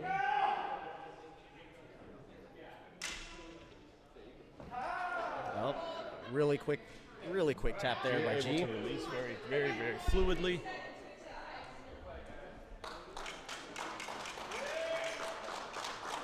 Fighters are switching sides, so one fighter is up at least by 5 points. Well, I don't like coming up against him in tournaments. I really enjoy sparring with G. That was a great attack by G right there.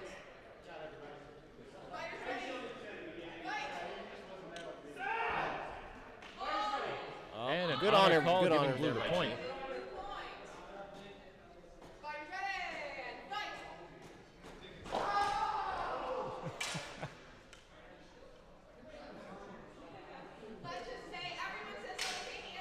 Despite the disarm, because both contacts were made at the same time, And the hold is called simultaneous. Oh. Yeah, I really don't think I'd want to fight G anymore. I just, He's particularly gotten very good at his Yeah. circling steps since he started longsword. Yeah, He's rounding out.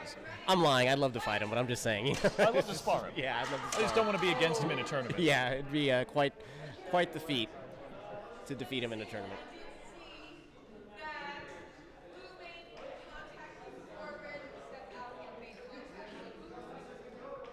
All right, the ring out. Nice. Very good. Excellent release. Good aggressive attack by G.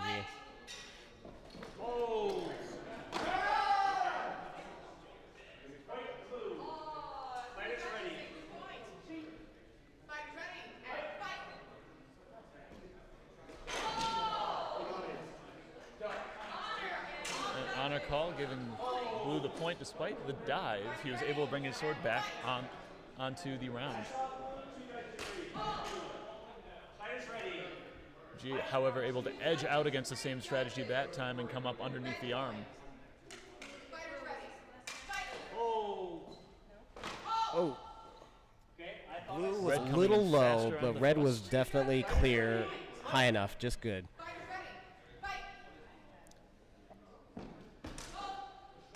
And able Again. to shoot that baiting arm with an honor call. G wins. Back over in ring 2, we have David Laudenslager versus Layla.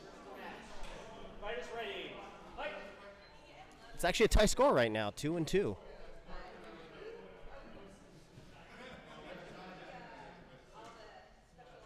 It may be that the kilt is unlucky. It's the socks. You They need to be more. They need to be more yellow because he's the lemon. So it's it's You're just right. You're right. Need to be more he has yellow. chosen the wrong citrus. Yep.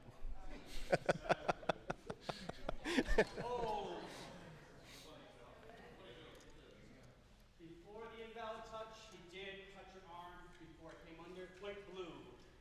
Fighters ready. Fight. Score is 4-2 in favor of David. Blue corner. David staying And very it's quiet relaxed. for some reason. 1 minute remaining. I saw David pretty fast on that. I think he hit first. Two judges say blue. I call blue. Judges Fighters, agree. switch sides.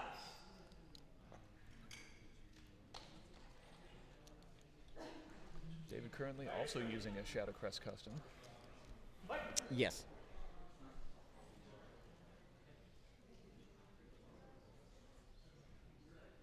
He was showing it off to me earlier. The pommel is particularly interesting in that it almost includes a trigger grip where he can one-hand comfortably. That's very ingenious. Judge agree. Fight blue. Like I said, flared pommels are a thing. Like I didn't think flared pommels were a thing until I started using flared pommels, and now I kind of won't have a saber that doesn't have some sort of flared pommel. Just for those one-handed long Those reach. one-handed grips can yeah. be extremely important at times, Yeah. particularly if you're encountering a fighter who just is not prone to falling prey my two-handed techniques. Right. Fight blue. David able to pull out that lunge. Score is 7-2 in favor of David.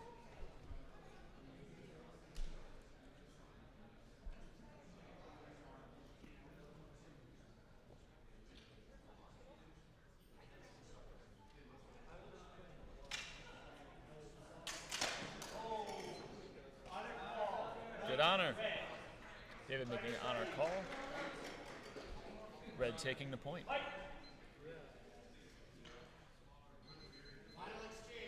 This will be the final exchange of the match. David having switched fully to one-handed. Do the vault. Flying squirrel! We're trying to get David to do something very interesting. Oh. But of course, David Soto. sticks to his guns and sticks to tradition.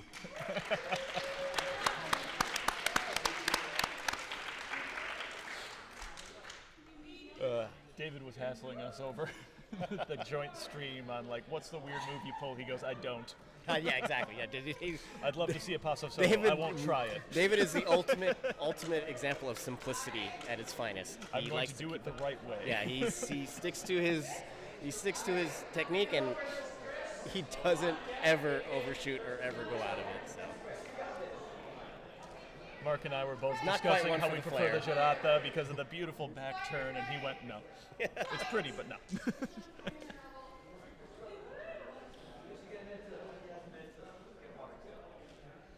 As we switch back to ring one.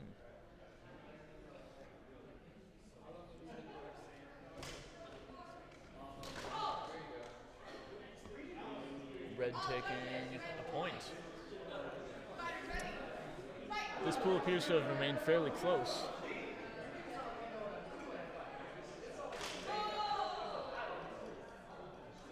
And while on current scores, Jay will likely advance, the second, I believe, still has yet to be decided.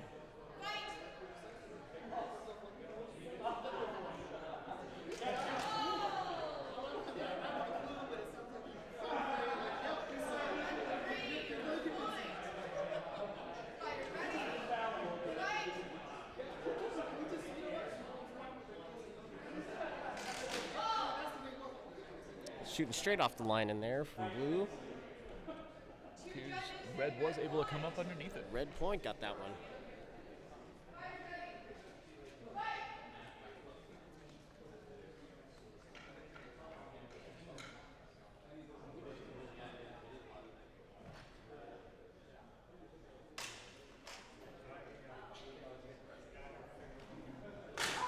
Ooh.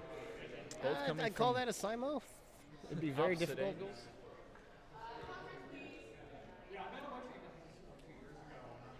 To me, they hit the same time, but we'll see what the judges say.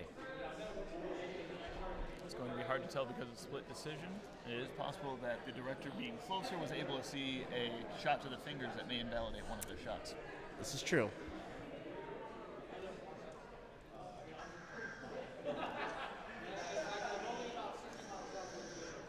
The unsung heroes and probably the hardest job in TSL.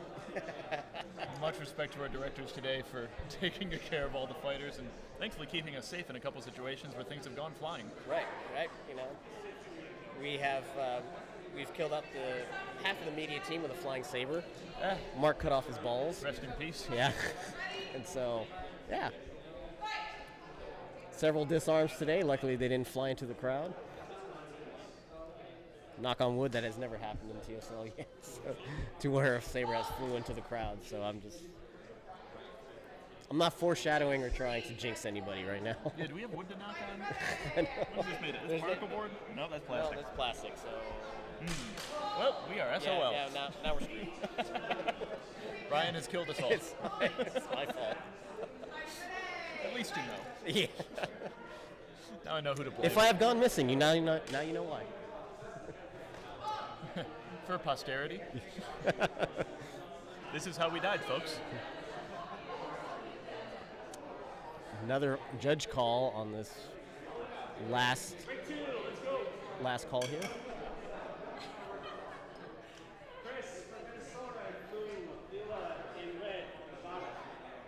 Players acknowledge each other, violence is hard. I'll say it right one time. That's what, just one time. You just did. You said it right once. You're good.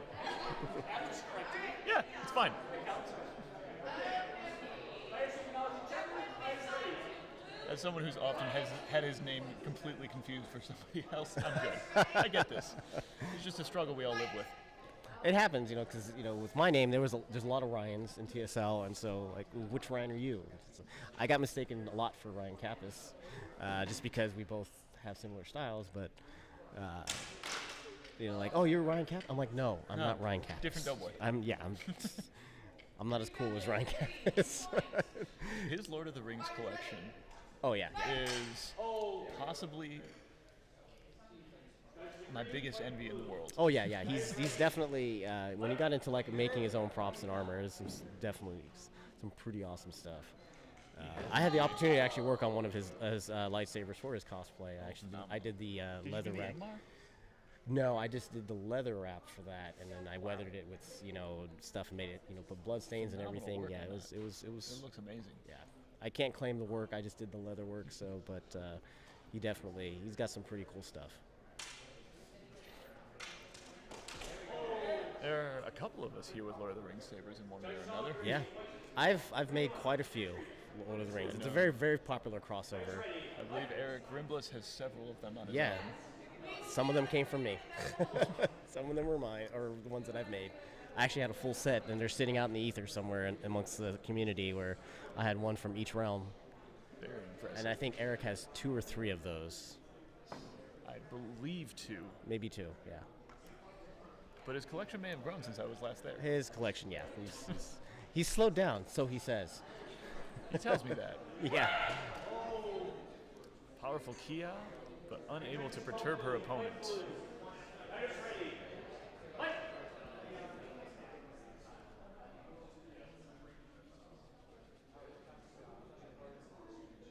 Appears a throat shot is what occurred over in ring 1, so we are on safety hold.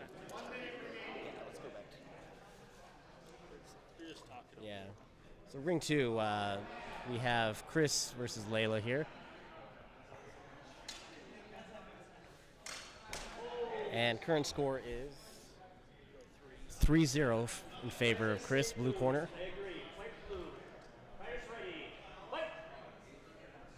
Both fighting very similar games right now. Lila's going back to her tried and true, hoping to whip strike out.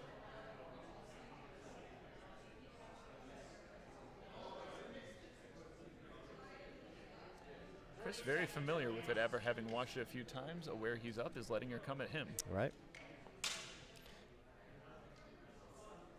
Not reacting or dropping. Oh, there we go.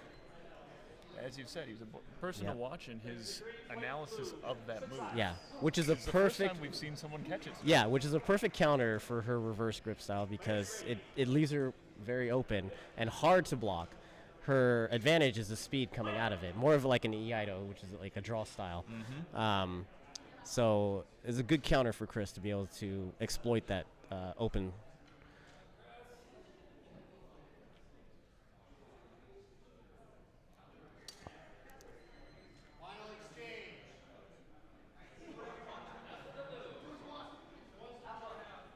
Final exchange.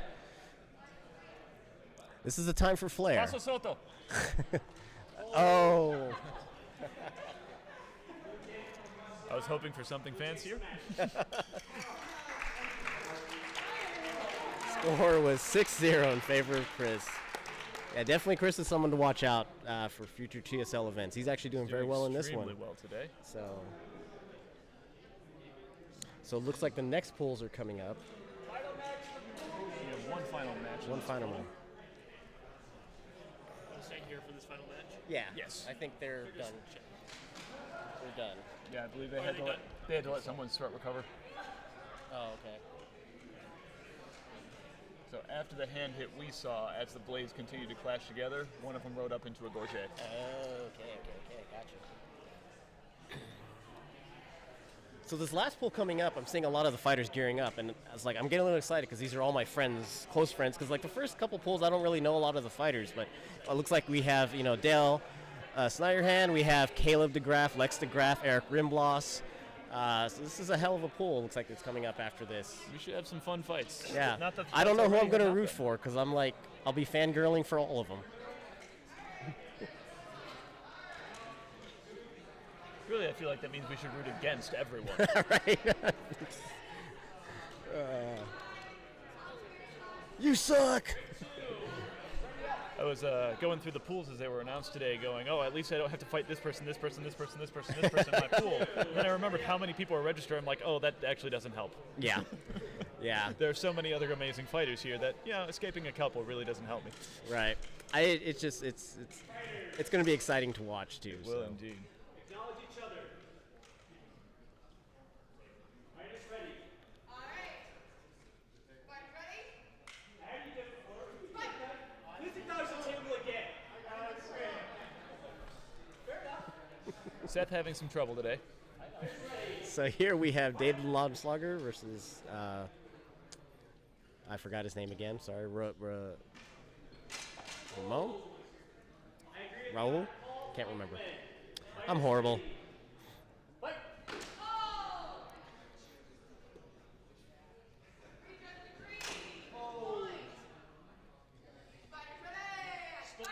Split decision riding off the Subin. No score. Right now, score is 1-0 in favor of red.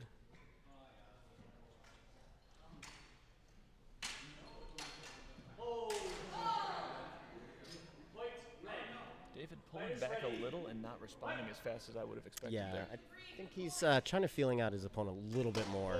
There he goes. Coming nicely circling underneath.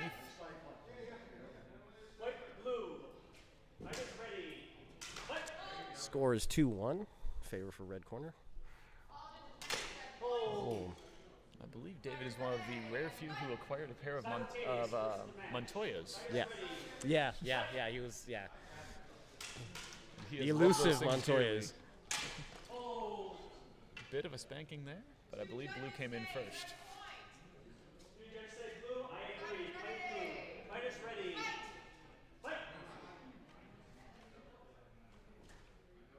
The amount of booty boops I have received because I walked past a person after I thought I hit him.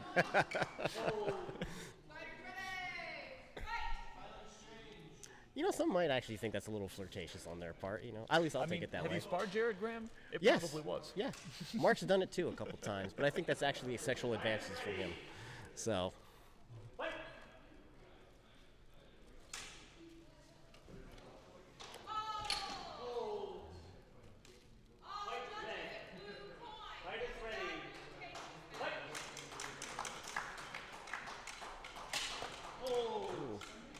That was actually a clean counter from red, but looks like they called blue. No score on that. I actually thought red had that one. I did see blue come underneath, very similar to that hit. Yeah. Score is currently 3-2.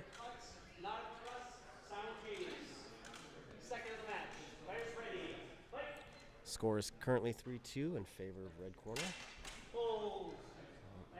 With an honor call, David takes blue. Blue. Score is now tied.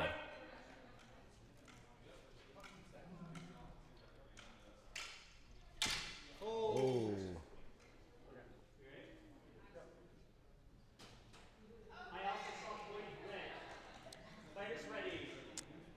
Mark giving some advice out to David. I personally would have honored called and not taken that point. I was a little bit closer to the throat. Did ride up a little bit. But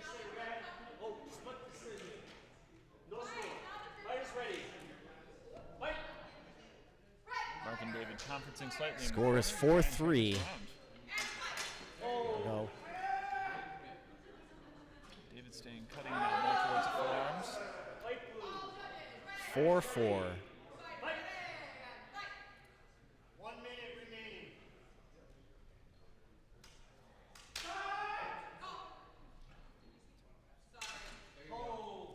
David riding up over the top. There's no sumo, guys. Two judges say blue, fight blue. Switch sides. Switching sides now. Fighters ready. Score is tied. Or I'm sorry, no, 5-4 in favor of blue.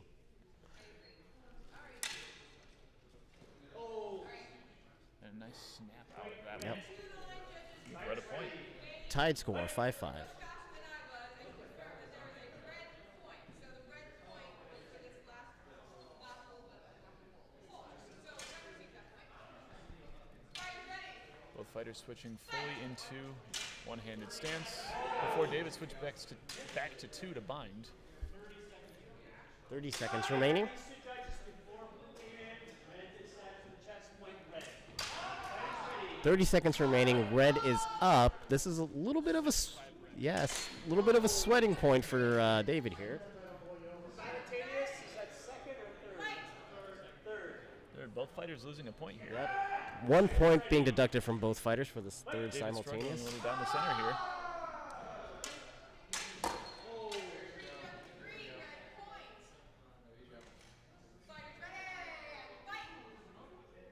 Simultaneous. simultaneous One more. call.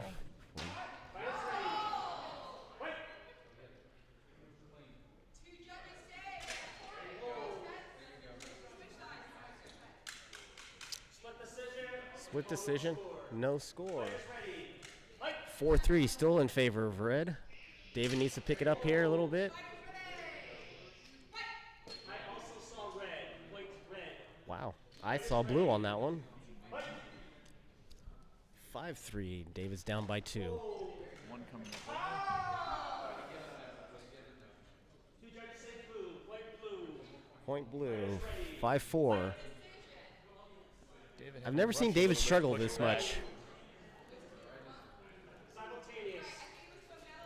Fighters ready. I've really never Dial seen back David down. struggle this much. This is very interesting. And that, Uh-oh. We have a situation. I will be right back. Okay.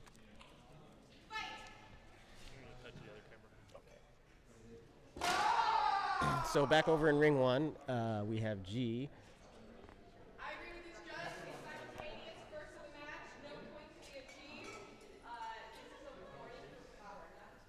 You don't break. What is the time? Fighters ready.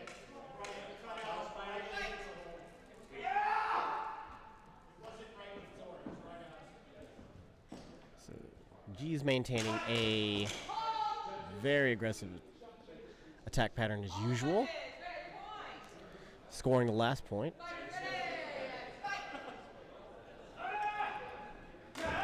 Very, very, very, very fast, very quick, off the line.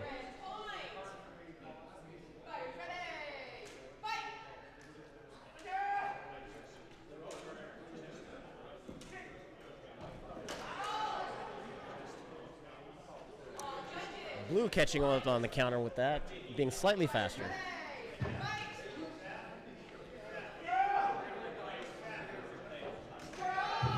There. Fighters ready. Fight.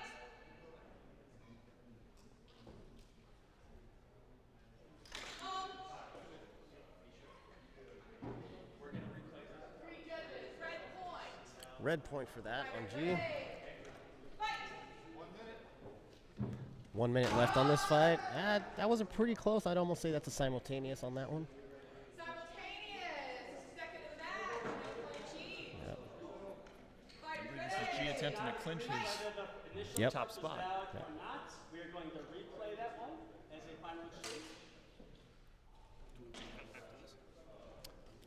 Yeah, we can. Yeah. We'll be cutting back. Cutting back to ring 2 David here. Laudenslager took a hit to the throat as a secondary strike after the exchange.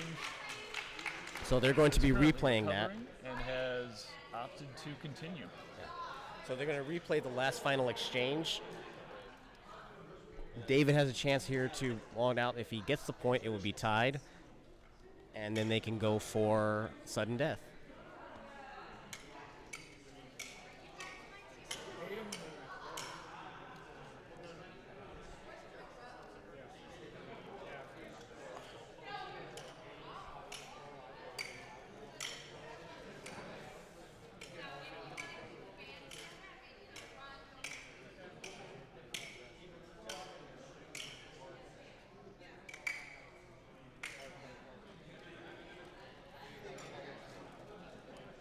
All right, both rings on a temporary break.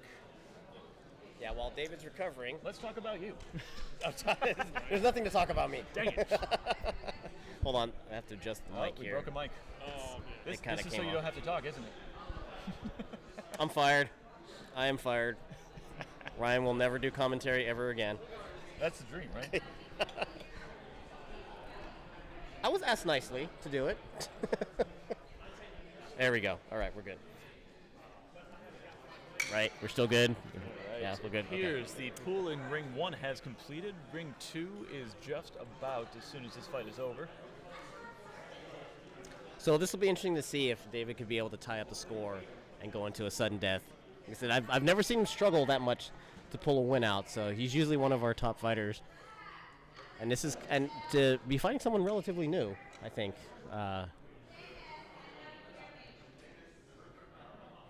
It's completely unpainted gear, which makes it harder for me to identify. Right? Yeah.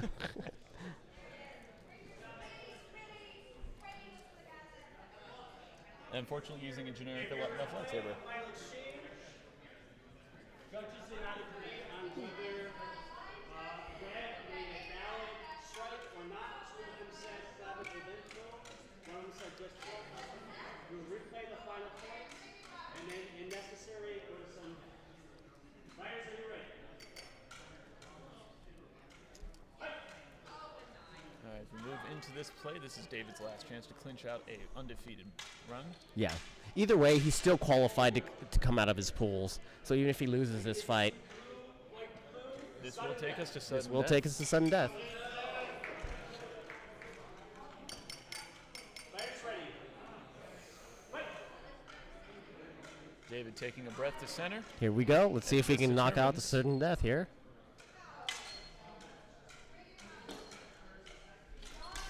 Oh! Despite the stumble, I actually think David did make contact on there, right off As the do shoulder. At least 3 of our judges. Yeah, he. Blue takes the match. That's quite With the a giant clincher. flying hug, which Yeah. appears to be David's signature move today. Yeah, right. Flying technique straight to a hug. Very amorous fighter. Yeah. As we will take. But that a was short very interesting. Like I said, I've never seen David struggle so much. He usually comes out scoring pretty high, but that really took him there. But either way, he was still good because I believe he was undefeated in his pools. So That appears to have been, just based off of association, possibly one of our fighters out of Tennessee. Okay. No one I had the pleasure to meet yet, unfortunately. Yeah, no, me neither. So definitely neither. have to look to make new friends. Yeah. I'm horrible at making new friends. I'm just unapproachable. I have to go up to people. We have one more pool. Yeah. Yes, I we'll think have- they're starting up right now. Everyone's on deck. Is it just one ring, or are they going to do it split between the two? I have no idea, to be honest. I'm One ring, let's unsure. try to get him in the center. Okay. Hey, Joe. Joe. Joe.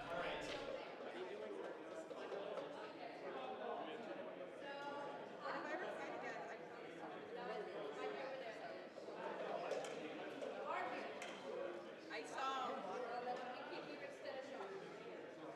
And banter on and trying to figure out what's going on. Because we know what we're doing. We're professionals here. Yeah, most of the time. The event has had a couple of changes in the schedule. All right, we'll have one Okay, more so we have two pool more- in each ring. Is it one pool or they're just one on one? Okay. Okay. We'll see how it is. I will be right back. Go for it.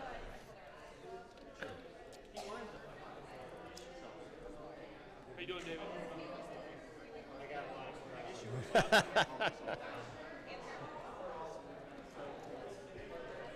So while we start up next pools for the next fight, like I said, there's going to be, from what I can see, everyone who's geared up, this is going to be the more exciting pool to watch. We have a lot of more of our experienced fighters fighting here.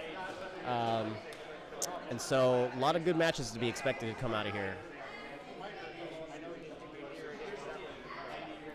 I need to go to someone after. Well, now let's come back. I'll go. I'll be back.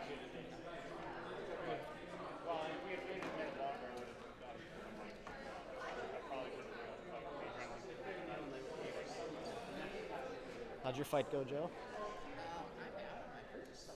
Really? I thought you had a. Sorry, I'm speaking to Joe Pavlinko right now. I guess we're still live, but yeah, we'll jump on the mic. Talk about his fight while we're sitting here. So how'd it go with you? You said you're out of the pools, huh? Yeah, I was hoping I'd make it out of brackets, but, things didn't work out. I had Tanner in my pool, so I knew he would be a tough fight. Yes. Made me think more than I wanted to. I'm Yes. still mad at that. Well, honestly, anytime you have to fight against someone like Tanner, particularly Tanner, yeah, it's a knuckle biting experience because he's a really good fighter. I would hate to be in any of his pools too. Yeah. And then we had a fighter in our pool. I can't recall his name. I think he's from the Virginia charter. Uh-huh. He gave Tanner a run for his money, and I went, well, crap. Yeah. Poor Lewis gave it a good shot, but he's from down in Minnesota.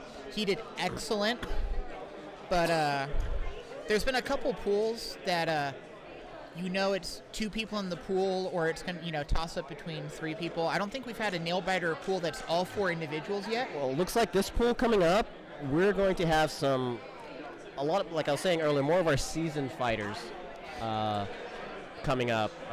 Looks like we have Caleb DeGraff, Lex DeGraff. It'd be interesting if they're fighting in the same pool, husband versus wife.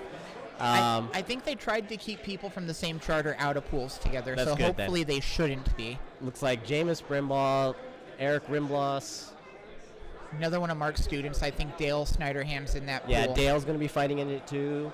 So, yeah, like I said, a lot more of our seasoned fighters who've been to previous TSLs will be fighting in this. Yeah.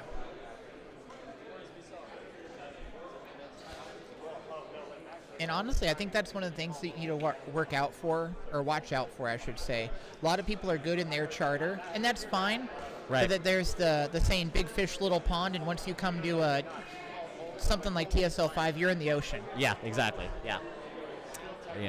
Like, for example, the last fight we just saw, David Laudenslager, he is probably one of the top fighters in California, and ranked in TSL.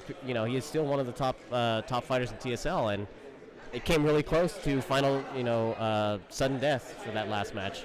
Yeah. So it can really go anywhere. Chris, is he from Minnesota? Chris Nguyen? I am not sure offhand. Over there. But he's showing a lot of talent coming out. Chris right there? Yeah, Yes. Yeah. Yeah, I believe he is a Minnesotan. Yeah, he's showing a lot of talent and coming out as a newer fighter. So And that's what you love to see. A lot of the fighters who have never been out here coming out here. It's great to have a good showing. You hate to see someone not have a good showing, so you're afraid they won't come back out. right. If you're a masochist like me, you might not have a great showing. You go, well, next year I've got this guy's number. Yeah. I try not to take it too personally, although it's really hard for me not to. Because I think my last tournament, I didn't even come out of the pools my last tournament, and yeah, I was like, man, that sucks. Well, you should have done. You didn't do what I didn't do this year. Is you didn't listen to Mark hard enough. I actually rarely listen to Mark. I probably should most of the time, but I rarely listen to Mark. That's one of the bad things. I don't listen to anybody, really. Looks like Clint's stepping up to direct again. If you want to take it back, you can take it back. Or if you want to wander around, I can. Well, I need to. So. Okay. Yeah. Yeah, sounds good. I shall be back. Thank you. Ryan and I were just talking. Tanner is a beast. Yes, I knew he would be. And I will curse him till the end of my days for making him make me think as much as I did during that fight. That was a very fun fight to watch from our perspective. I'm glad. It didn't feel fun. It is never fun to have to work that hard. Yeah. Well, and also I feel like you get into some of the more technical fights and they're not flashy and they don't look as impressive unless you kind of you understand the kind of almost inside baseball talk a little bit. That is fair. Did you see, I think it was, whose match was it? Somebody faced down Mark, and it was a good time. I'm trying to remember which match that was, but it was... Was it a taller gentleman? I think he had like a gray and a red painted mask. That was a good Black match armor? as well. But Okay. I'm thinking there was a different one where he had to switch between Hutton and Swettenham like 4 times. Wow. Okay. Just to find where he wanted his range.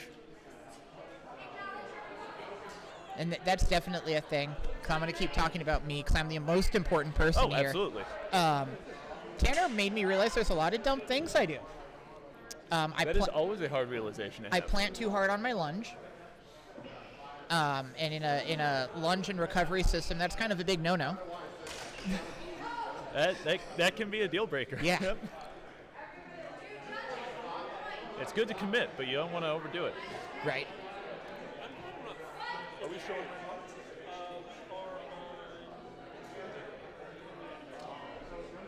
we are on one. All right, so we're currently fighting in Ring 1 where one of our finalists in the women's tournament is fighting in her standard pool.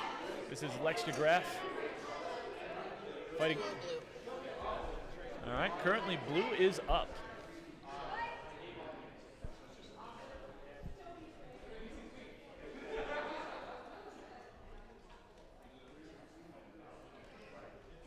know, the red fighter with the red fighter, red saber, black kit, silver mask is Lex DeGraff. I'm not sure who our blue fighter is. I believe that is one of our local Vegas fighters. Okay. Who I've not had as much time to hang out with. This is my first trip out here. Right? That's the downside. You get like 4 days here, too many people, not enough time to hang out. Oh my goodness.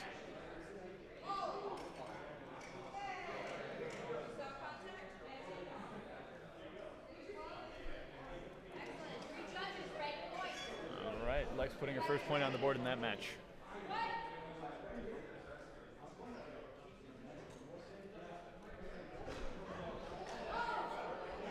I believe Lex is also one of the infamous parties to participate in the rubber chicken match. Is that correct? That would be correct. It's also working herself to death this year here at Combat Con. Not as We've been talking about the amount of tournaments she is entering and succeeding in. Yes. Phenomenal fighter, but the work ethic behind that fighter is just... every gym day for her must be cardio day.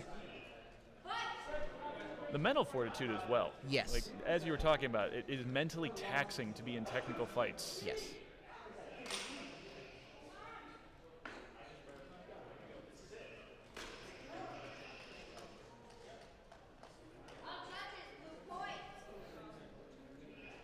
I'm also impressed. Her and Tanner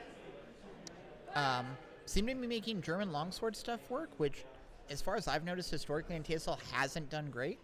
But they found a way to make it work for them.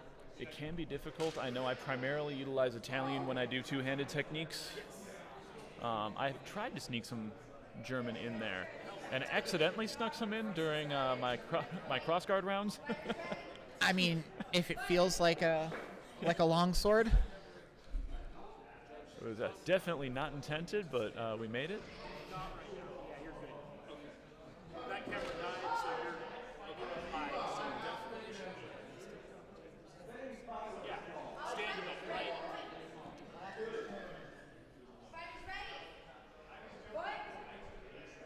Lining up to be a fairly good match so far.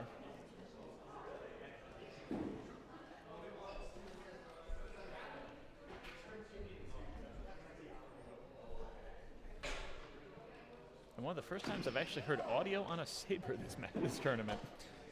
Yeah.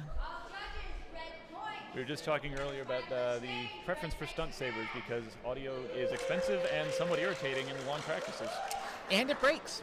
Another point of failure. Uh-huh.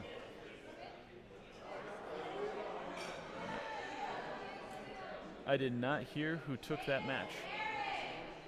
Neither did I.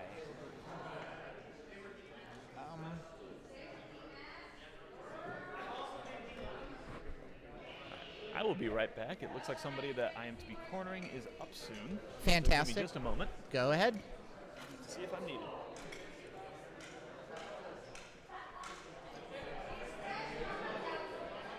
Do we want to go to this one? Is that, who do you want to be on? Dale and Joe's probably going to be some hard hitting stuff. All right, switching rings. We're on ring 2. We've got the red fighter, Dale Snyderhan, black gear, gray shorts, white saber, with Joe Blankenship, our blue fighter, all black gear as well, with the, looks like he's trying to rip me off with that mint saber. I had it first. We can already see. We went to this because our producer today was saying, you know, maybe we should go to ring 2. We got some big guys, and we think we're going to get some big guy fighting. And I think that first exchange confirmed that. Yeah. Dale has been working pretty extensively from what I've heard, training with his guys down over in Arizona. And he's had the advantage of having Mark out, on the state now, so. So tied up 1-1. A quick succession of 3 strikes from Joe. There we go. That was impressive. That was a slash to a thrust to a recovery slash. Yeah. Is it simultaneous though? 1-1. I don't know about you, Ryan, but aside from seeing a big guy in action, which is always entertaining, a fast big guy Yeah. is always a spectacle.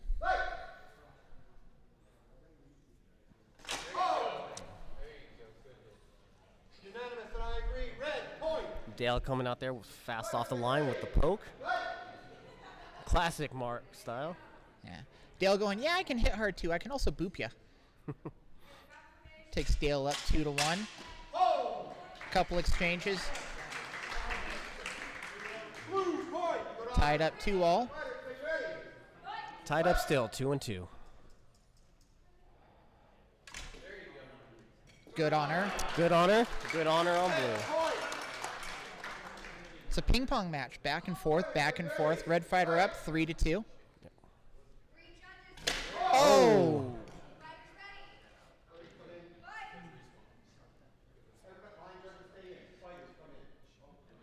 I think we're going to have a control issue here.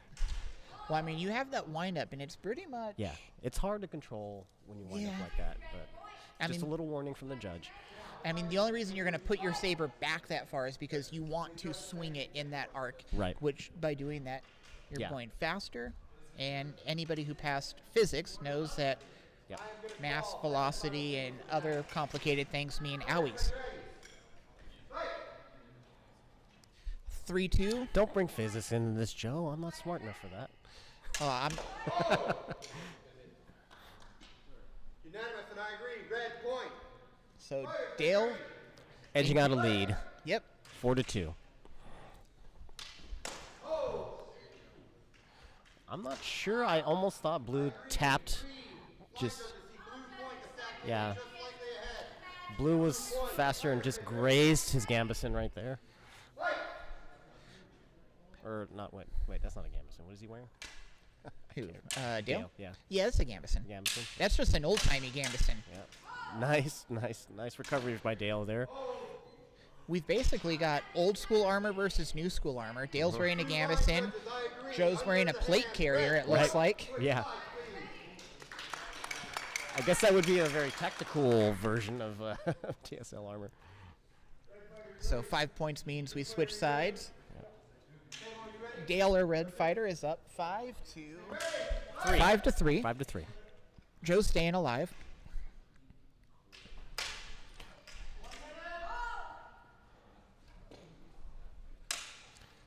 There we go.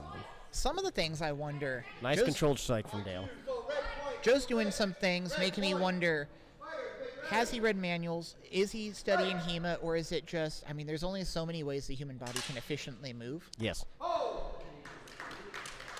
Cheeky little back of the hand tap. Little, but it counts. Yes. 3 point. 6-4. 6-4. 1 minute left on the clock. Joe said it worked once. Let me try it again. Quick recovery there by Dale.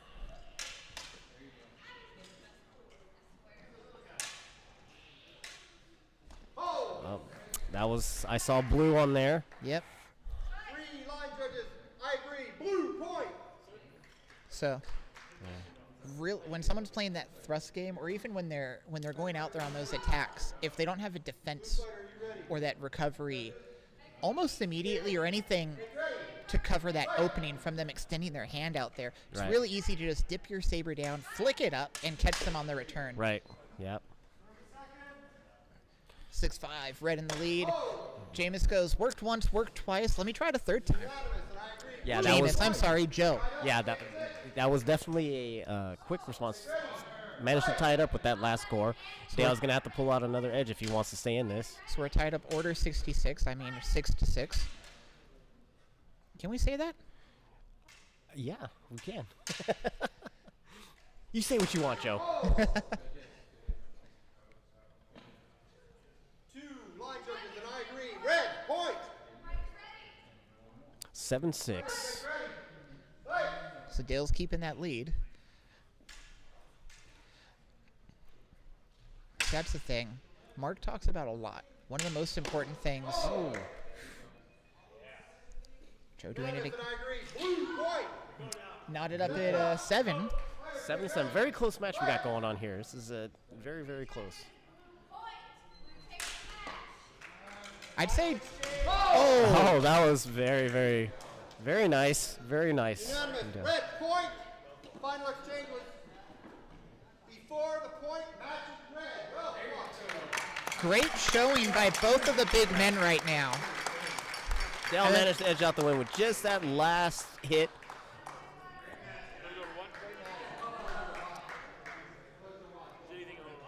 I don't even know if there's anything going on at one yet.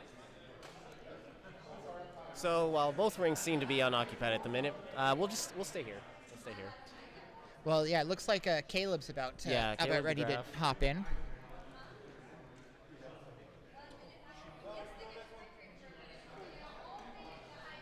That's right. The other ring is on a water break.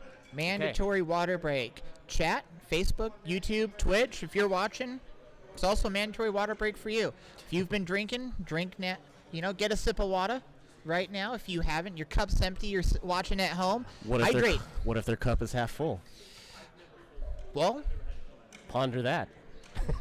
half empty, half full. I don't care. Just drink some water. I love water, by the way. That's all I drink. I'm boring. So it looks like Tony Z from SoCal is going to be the blue fighter. All black gear with a key lime. Yep. If we're going to get technical and fancy, I'm going to call that a key lime green Saber. Going up against Caleb DeGraff, our red fighter, in the gray shirt, black pants, with the blue Saber. Yep. So we like to make sense here. Blue Saber is the red fighter, yellow Saber, or key lime, green Saber is the blue fighter. Caleb coming also off of multiple tournaments today. He's fighting in standard TSL. He also fought he has, I believe, military Saber. And he did the stick fighting. So this will be his third tournament. Well, it sounds like a tryhard. He's out there with the curved grip. Yep. Mark likes to call it the banana Saber. Mike likes to think a lot of things about bananas. So Oh. I would have given that to Caleb. No call was hold. No call. Much Honor call on Caleb's side. Okay. So Caleb conceded the point, our red fighter, giving one to Tony Z, or Zaldua, That was a our good blue block. fighter. Good set of blocks by Caleb. Oh. Blue got in there a little faster. Tony's sneaky. You got to keep an eye on him. Yeah, he's very fast. Very fast. And unorthodox. As unorthodox a fighter as you can get here, which is something that for somebody who studies more classical swordsmanship could throw Caleb for a loop. Yep. Ironically, out in ring one, his wife is fighting Lex DeGraff against Eric Rimblas. Three line judges agree. Red point. So it's a good thing they're not in the same pools. Nice. I actually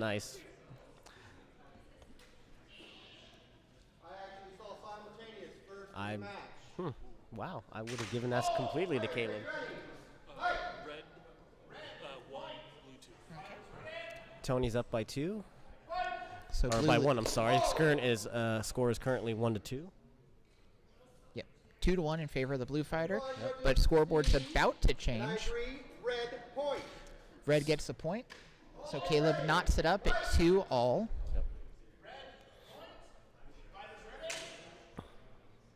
Oh. That was a sacrifice move on Tony. Blue point. Sacrifice Blue play points. for Tony, but it worked out. Got some gear adjustments going on. Tony's up, I think it's 3-2. He doesn't have a corner man on a corner real quick for Caleb. Okay. 3-2 Tony. Okay. So Ryan Landon realizes Tony does not have or Caleb doesn't have a corner man. So Ryan's going to go over there. You may notice the imposing trio of Alec, Joe, and another TSL fighter whose name I can't remember. Red points. Fighters, make ready. Alec, Joe, and Seth behind Caleb, but they're not cornering from him. They're just standing there looking intimidating AF. 3 svelte, good-looking men. Anyway, back to the match. Two line judges and myself agree. Blue point. Fighters, make ready. So score is 4-3 in favor of blue, a.k.a. Tony's Aldua. Tony gives an honor call, ties it up 4-all. Fighters make ready. Fight!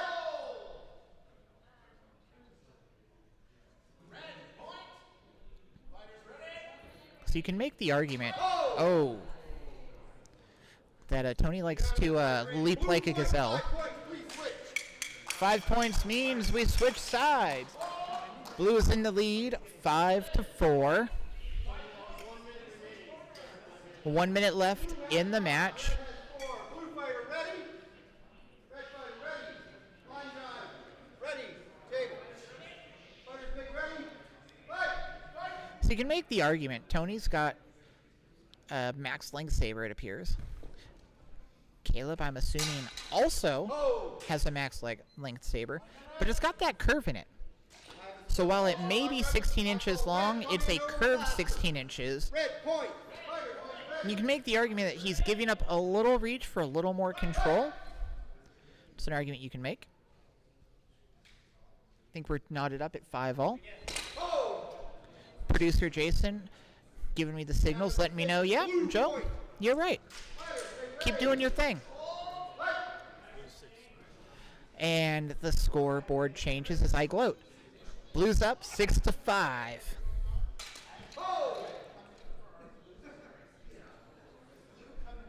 Good honor.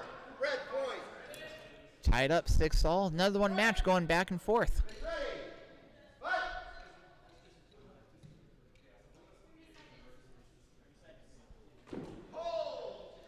Tony getting real low.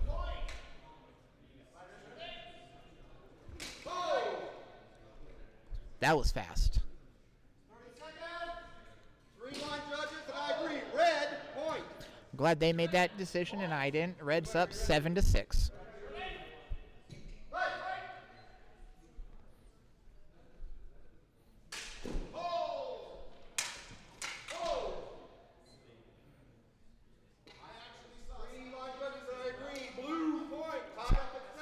Surprise, surprise, we're tied again, 7-all.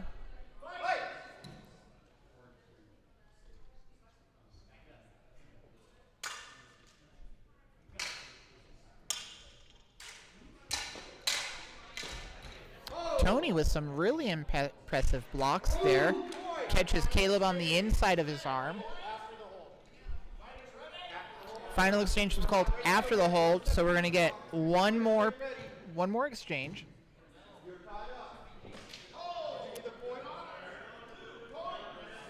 Blue point. So the score changes. Tony's up 8-7. Clock ready. Ready. Ready.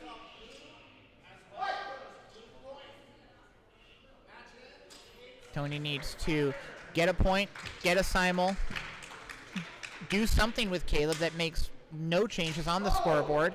Caleb changes hands, gets a different angle, and I think surprises Tony. Red point. Tied up 8-all, and we're going into sudden death.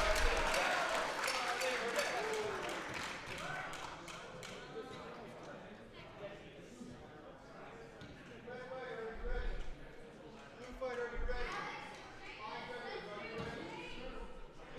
Table, you ready? Fight!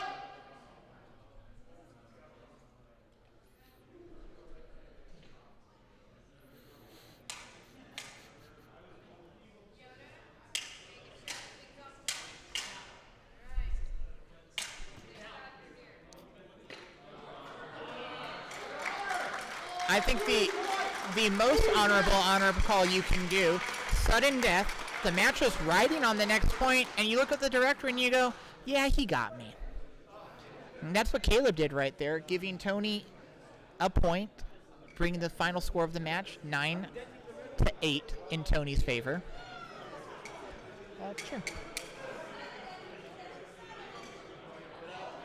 So we're going to be switching sides. I believe the match is just starting. We've got red fighter in black with blue shorts and a red saber. Blue fighter in mostly black with also a red saber.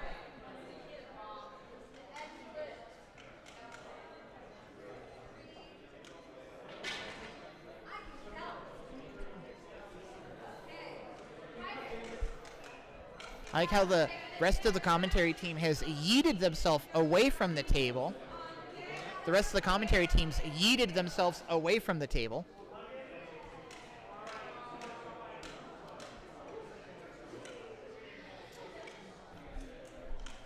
Going a little longer than we thought. We were hoping this would have been wrapping up right about now.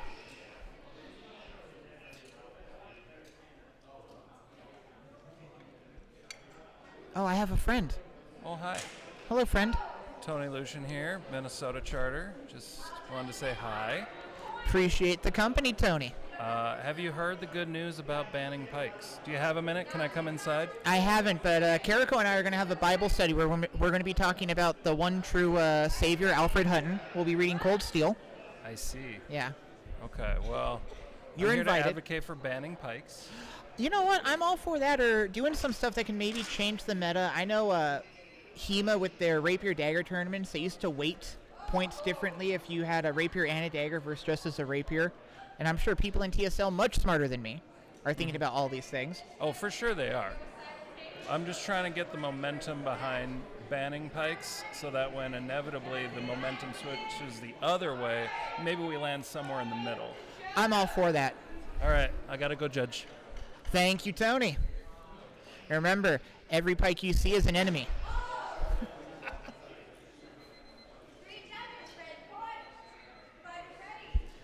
So action has been going on the field while Tony and I have been goofing off. We'll get a score update as soon as possible.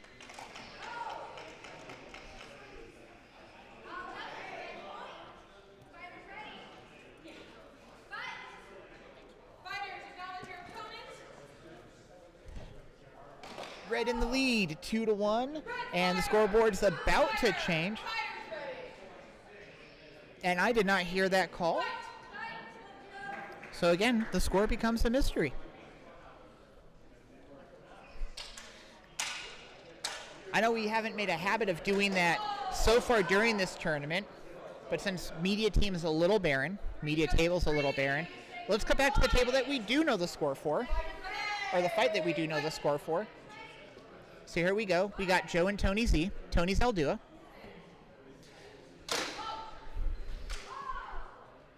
Joe, our red fighter in all black with a green adjacent saber. Tony, the blue fighter, also all black with a green adjacent saber. That helps no one.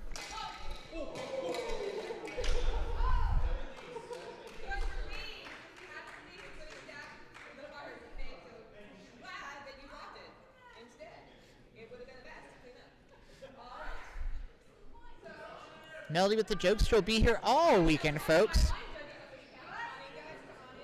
So Tony's response to Joe coming in with some serious authority at that leg shot was to stab, skewer, and maybe kill Joe. Changed his mind at the last minute, went, maybe I should let go of this lightsaber. Tony, our blue fighter, in the blue corner. Joe, obviously. Red fighter in... That's right, the red corner. Because we haven't changed sides yet.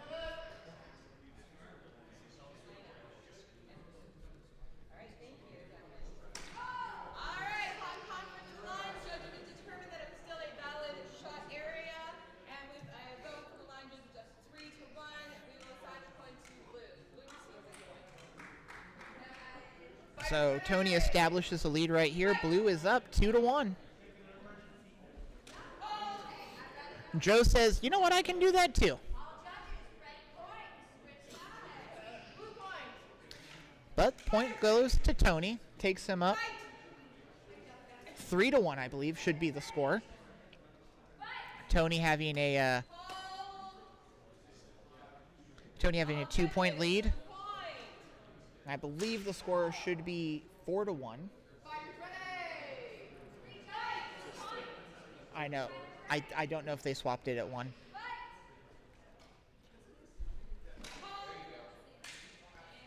We're going to go with the table saying.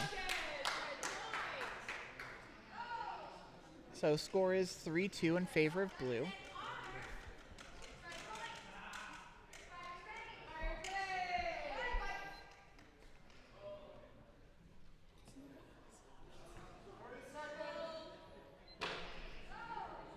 Tony with a little matrix step back.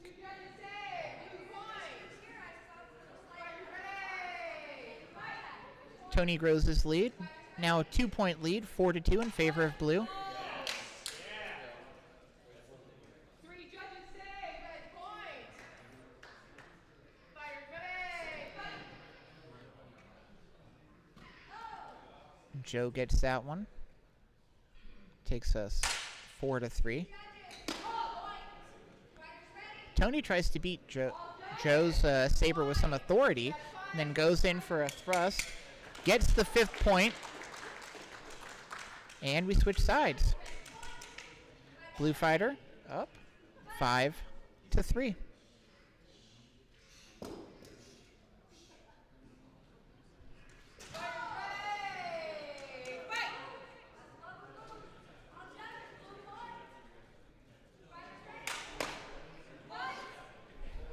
Now here at the table, that looked like Tony's fingers. But the red fighter gets the point. Director has what we like to let them think the officials say. Score is 5-4 in favor of blue. Tony takes a knee. I'd agree with that one. Tied up 5-all.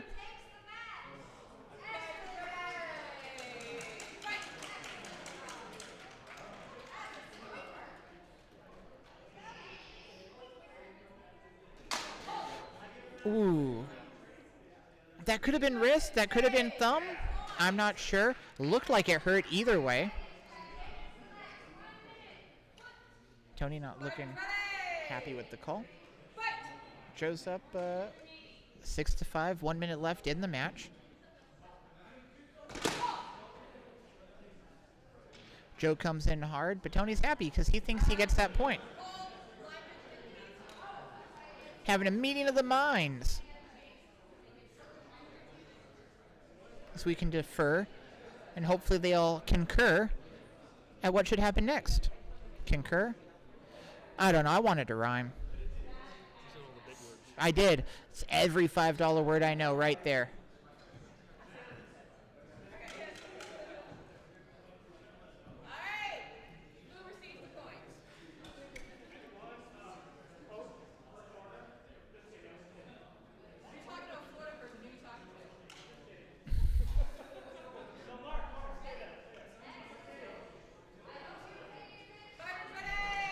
Tied up, 6-all. Little friendly banter from Tony to Joe's cornerman.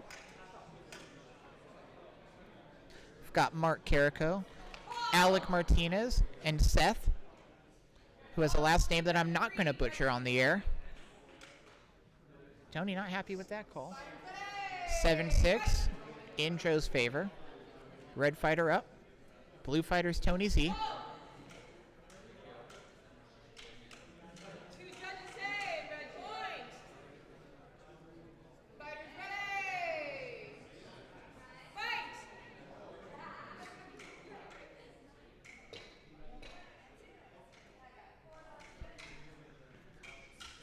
Look what I can get on Tony's face. Tony doesn't look happy. Looks like he's...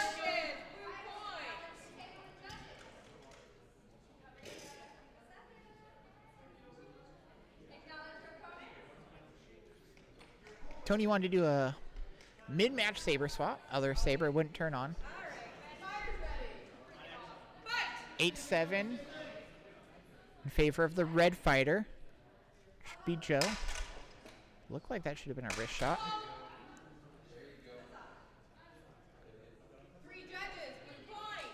Tied up 8-all. Both fighters 2 away from taking this one. Tony with the slightly darker green Saber, decked out in all black.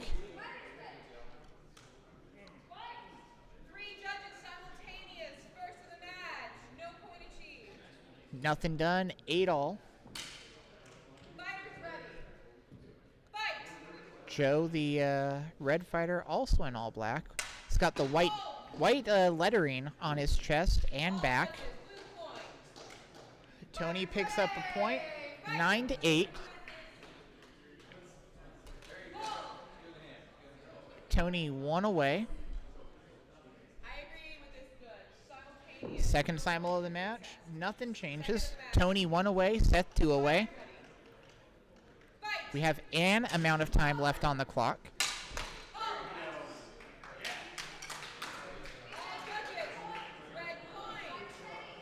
Tied up 9-all. Both fighters 1 away. Match point both sides. This exchange.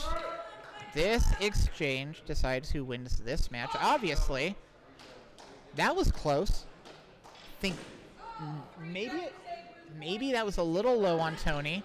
Tony gets the point, takes it 9, or Tony takes it 10-9. I'm sorry.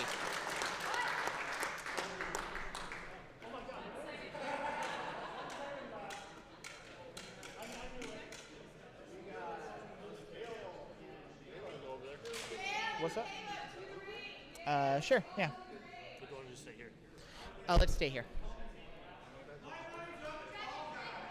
I'm glad I'm visiting this one. This is a tough pool.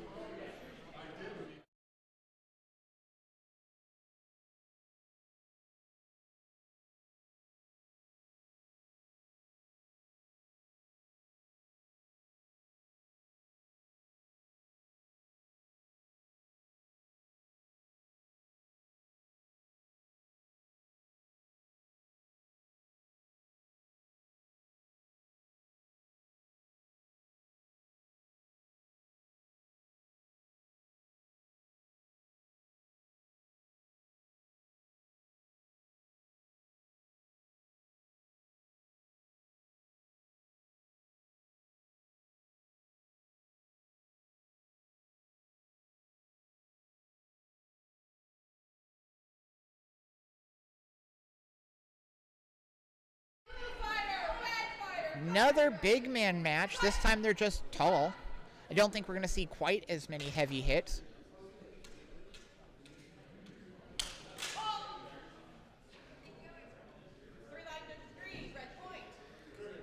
Caleb, our red fighter, he's wearing the gray jacket, black shorts with the blue saber. Dale, our blue fighter, wearing the black jacket, gray shorts, and white saber. It's almost like they called each other and went, hey, if I wear my gray shorts, will you wear your gray jacket?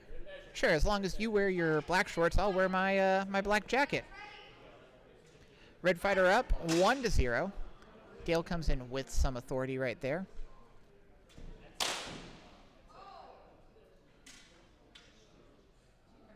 Both fighters kind of feeling out each other's range.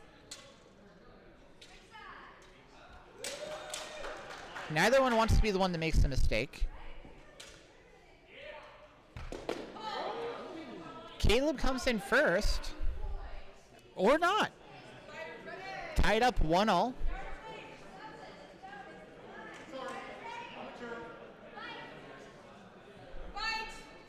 Dale lets the entire crowd know what we already know. He is a jerk. Love you, big guy.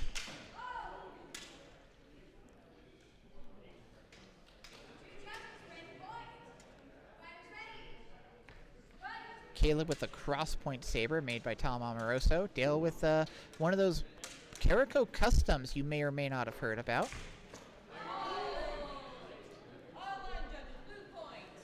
Dale takes a little step back, knows his measure, lets Caleb swing and miss, and then takes advantage.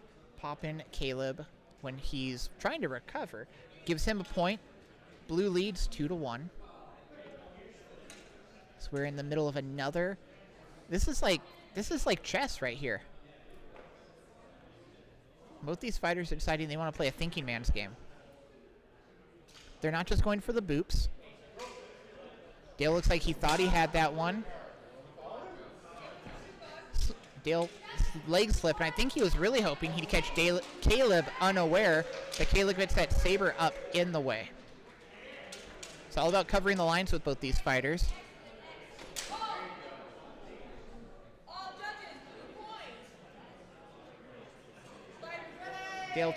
Dale grows his lead 3-1. Blue fighters.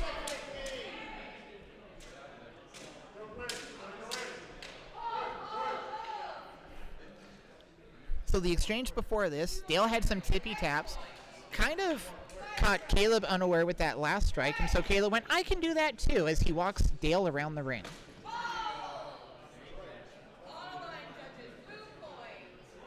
Dale keeps that 2-point lead. Blue Fighter is up 4-2. Tom Amoroso coaching Caleb, the red fighter, and you've got Mark Carrico coaching Dale, the blue fighter. 5 points. We should have had a switch of sides.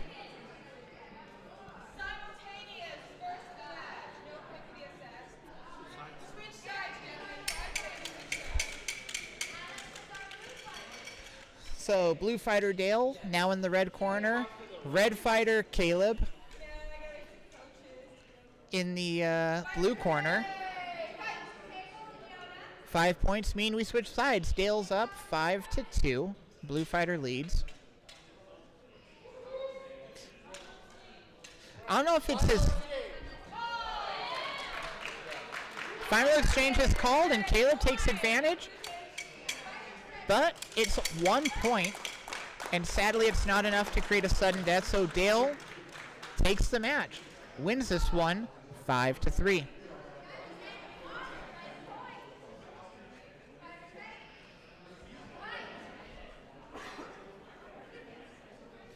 I might be handing this off to Jason Knight pretty soon, because I've got Military Saber over on the HEMA side of the world in about 45 minutes.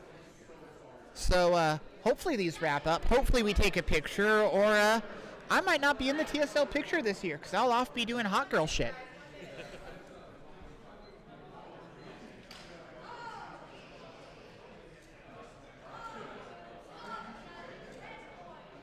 You want to cut to that?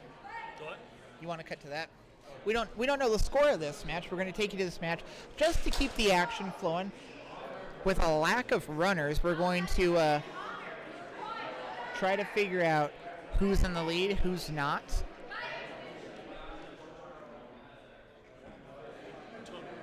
What's the score on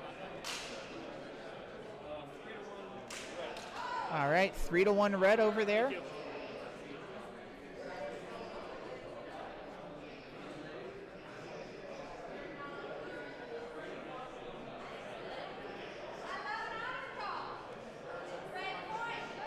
So 4-1 red now. Our red fighters in the white gear, our blue fighters in the mostly black gear. Both of them with red sabers.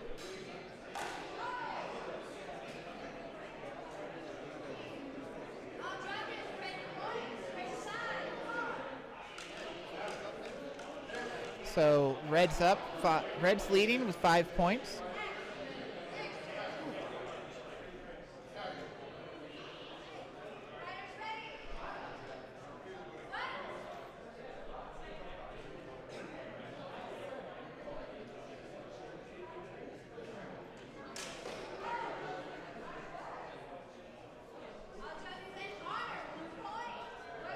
Blue gets a point. Red fighter still's got that lead.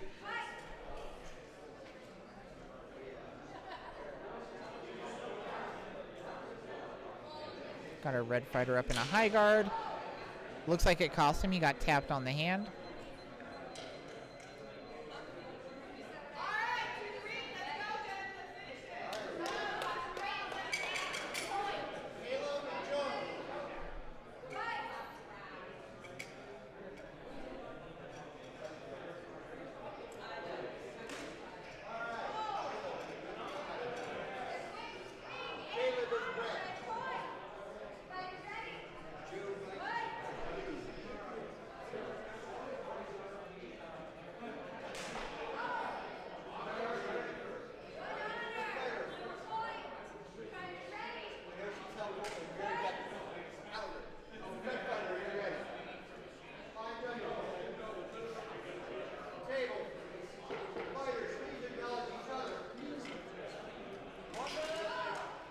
One minute left in this match.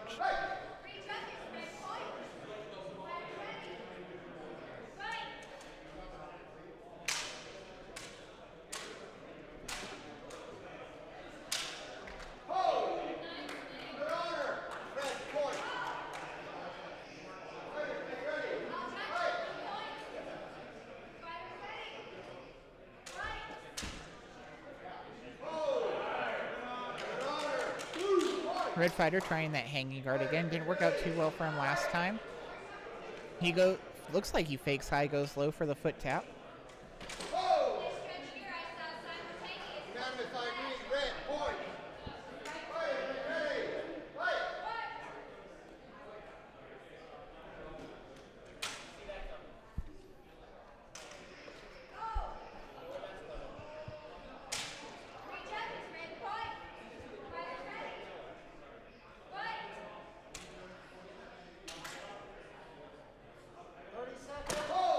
30 seconds left on the clock.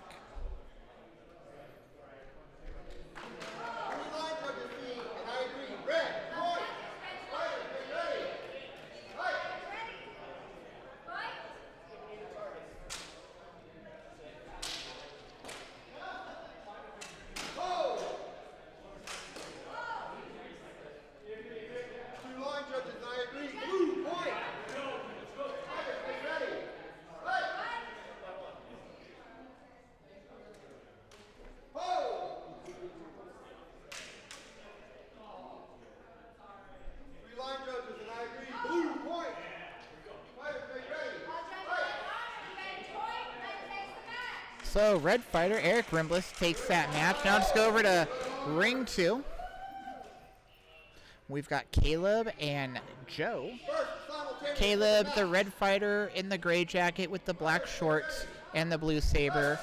Joe, the fighter in all black with the green saber. Tied up at 3-all.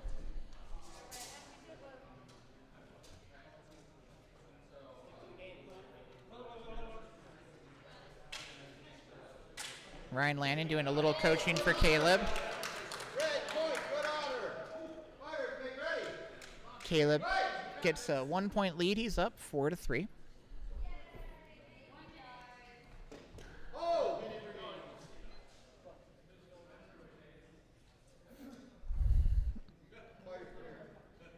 Director saw something.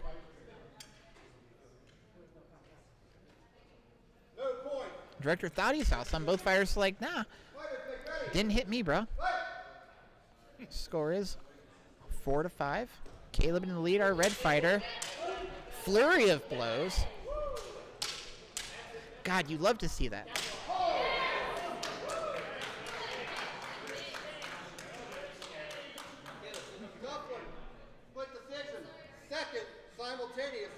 Second simul of the match. Clint hasn't had easy being a director. He's got a lot of people that are fast, come and hit quick and get out. And then he just, unfortunately, has to make those tough calls. That's why he gets paid what we pay him. I think we should double it.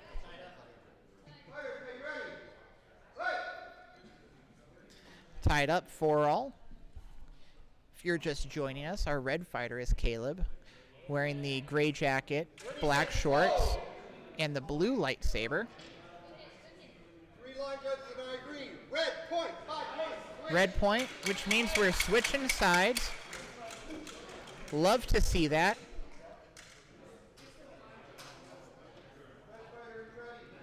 Our blue fighter, who's now in the red corner, is Joe Blankenship, dressed in all black with a green saber.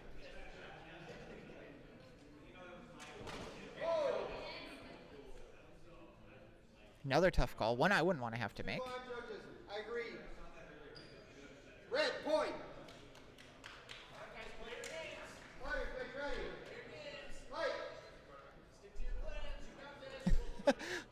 Aaron Riley coaching for both sides. Scorecard's about to change. 3 line judges say red point. Red point. The Red's widening his lead. He's up 7-4. Red Fighter is Caleb. Blue Fighter is Joe. 3 line judges say I agree. Blue point. Blue point. Joe says, don't count me out yet. I'll bring it from 3-2. Red Fighter up 7-5. Caleb switches hands. Did it work for him? He confused some of the line judges. I saw blue point first. Blue point.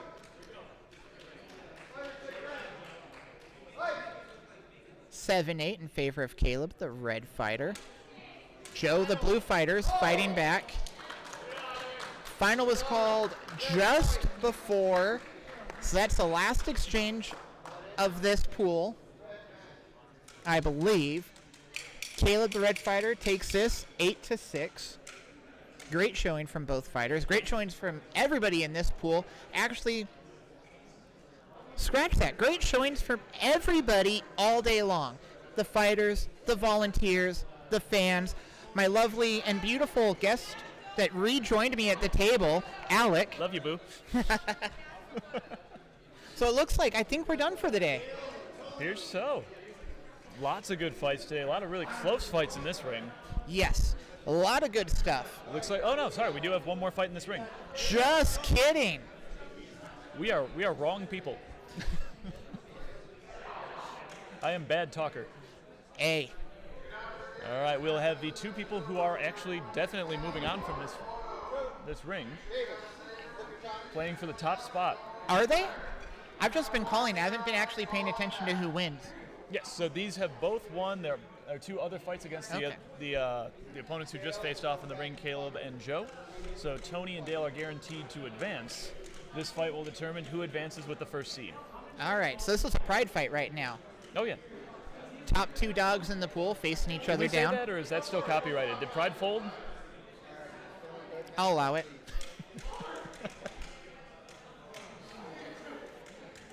It has been a day here at TSL5. We started off the day with the Electrum Saber Crafts Exotics tournament at TSL5. Then we went into the women's tournament, because why not? Had some great fights there. Then we started the long slog of the day. The division that has the most fighters, our Open Standard Saber division, which we're just about to wrap up. I believe we'll have 6 more pools tomorrow from it, correct? Something like that.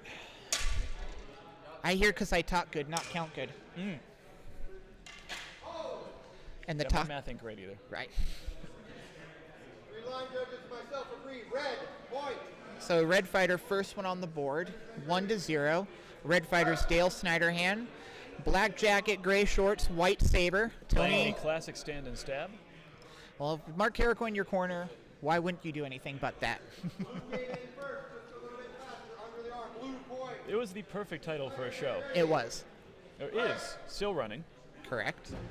Tony Zaldua puts himself on the board as well. Tony Zaldua, our blue fighter in all black with the green saber. Now, Tony will also be moving on to the finals, I believe, of the 50 plus tournament. Is that correct? I think so.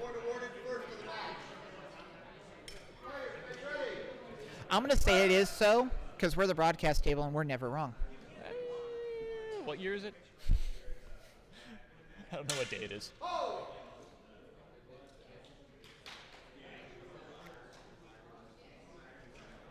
I don't know about you and Landon up here this weekend, but at least when I was up here yesterday and earlier today, I let the folks at home know that there's what the director says, which we let them think they're in charge, but the official score comes from the broadcast table. It is true. So if I say that I win 10-0 after my match, it goes down the broadcast table scorecard. Exactly. I should have remembered that when I ran over after my matches. Still tied up 1-1. Dale Snyderhan, our red fighter. Tony Zaldua, our blue fighter. Dale with the white saber. Tony with the green saber. Fingers. Judges appear to be confident in their wrist shot.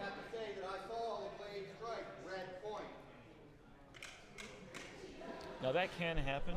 It's entirely possible that after a strike it can wrap over your finger. I've seen it happen to myself a couple times. Yep. Super comfortable. Right. That's the reason we wear some pretty heavyweight gloves. Right, and fingers suck to get hit, so you're not going to notice the wrist being tapped because you're more worried about that really hurt, my thumb's in pain. It was above his correct thrust. Blue point. All right, we did have one line judge who thought the thrust went a little bit low, but we had a good angle on it from the director's perspective. Tied up 2-2. Little known fact, Clint Darby, member of the Order of the Assassins, also has eagle vision, which is why he's able to make those calls. See, I didn't know that, and I'm technically supposed to know things while sitting at this table. I don't know them while I'm not sitting at the table, though. Yeah, So maybe my brain's still melding in. the knowledge leaves as soon as you stand up. Looked like Dale almost got hit. Yeah, it was a very close. So 3-2, red in the lead. Scorecard's about to change. Third, simultaneous to the match. Got it. For the negative. Yeah, unfortunately. Table says it's the second simultaneous. My error. Oh, Second simultaneous. miscalculation. That was the second simultaneous. No points will be deducted from the fighters. One more and they will. Gentle reminder to lads, please defend yourselves. Or at least dodge. Do something. Don't just both scream attack.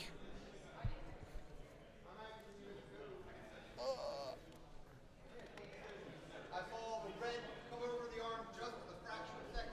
Red point. Now, Joe, have you guys talked about on the stream the voting points of the director? Oh, I have not. You enlighten us. So this was discussed yesterday during the line judging clinic. Each line judge is considered a vote around. So if we had 2 blues up in the air and 2 reds up in the air and split, the director obviously has the ability, if they felt they saw something clearer, to make a vote in contrary that would override one of the groups of 2. On the other hand, however, if we only have one line judge who sees what happened and they raise their baton up, the line judge has essentially, or sorry, not the line judge, the director has essentially 1.5 points to overrule if they saw something clearer because they are just closer. Okay. They are also able to overrule in the case of something that looks, from their perspective, more like an illegal blow. All right. 5 points means we switch sides. Again, another close fight in this pool. Yeah. Thought my pool was tough, and then I saw these guys going at it. Table. Take ready. Blue fighter up, 5-4. Smart move by Tony, running out to the middle. You don't want to let a big guy like Dale take up too much real estate and push you into a corner. Red point. All right, that brings it up to 5-all. Tony clearly not happy with some of the judgments being made. Fight.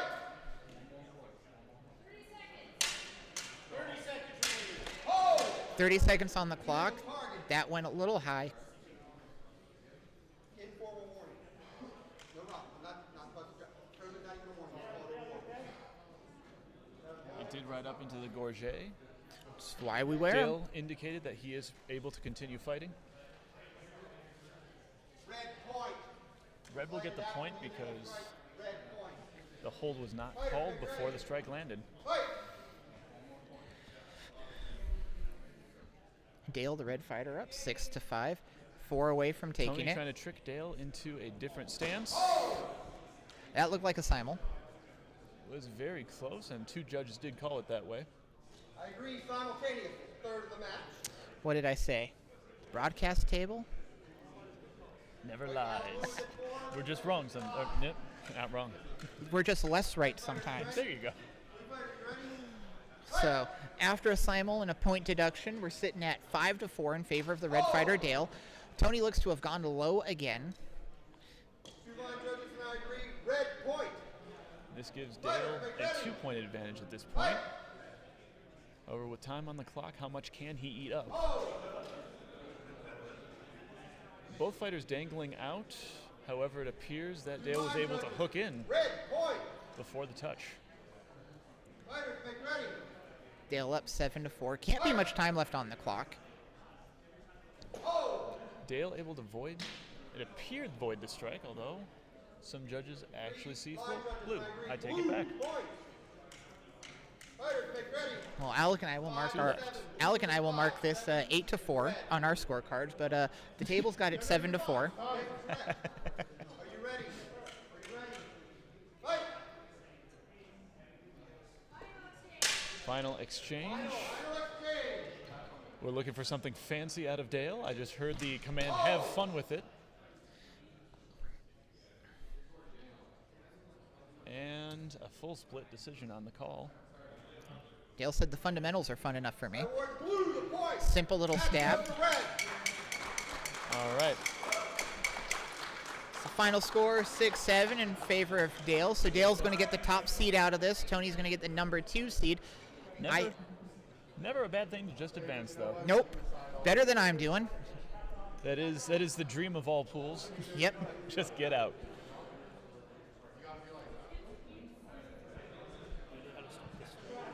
Yeah.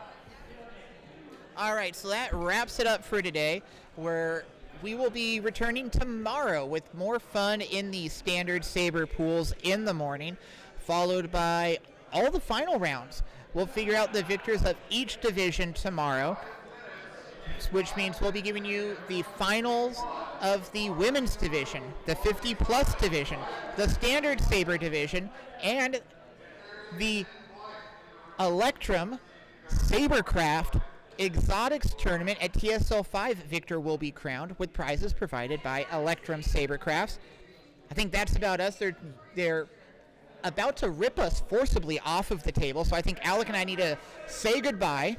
Have a great night, everybody. Thanks for having us, and thanks for tuning in. And hopefully we'll catch you tomorrow.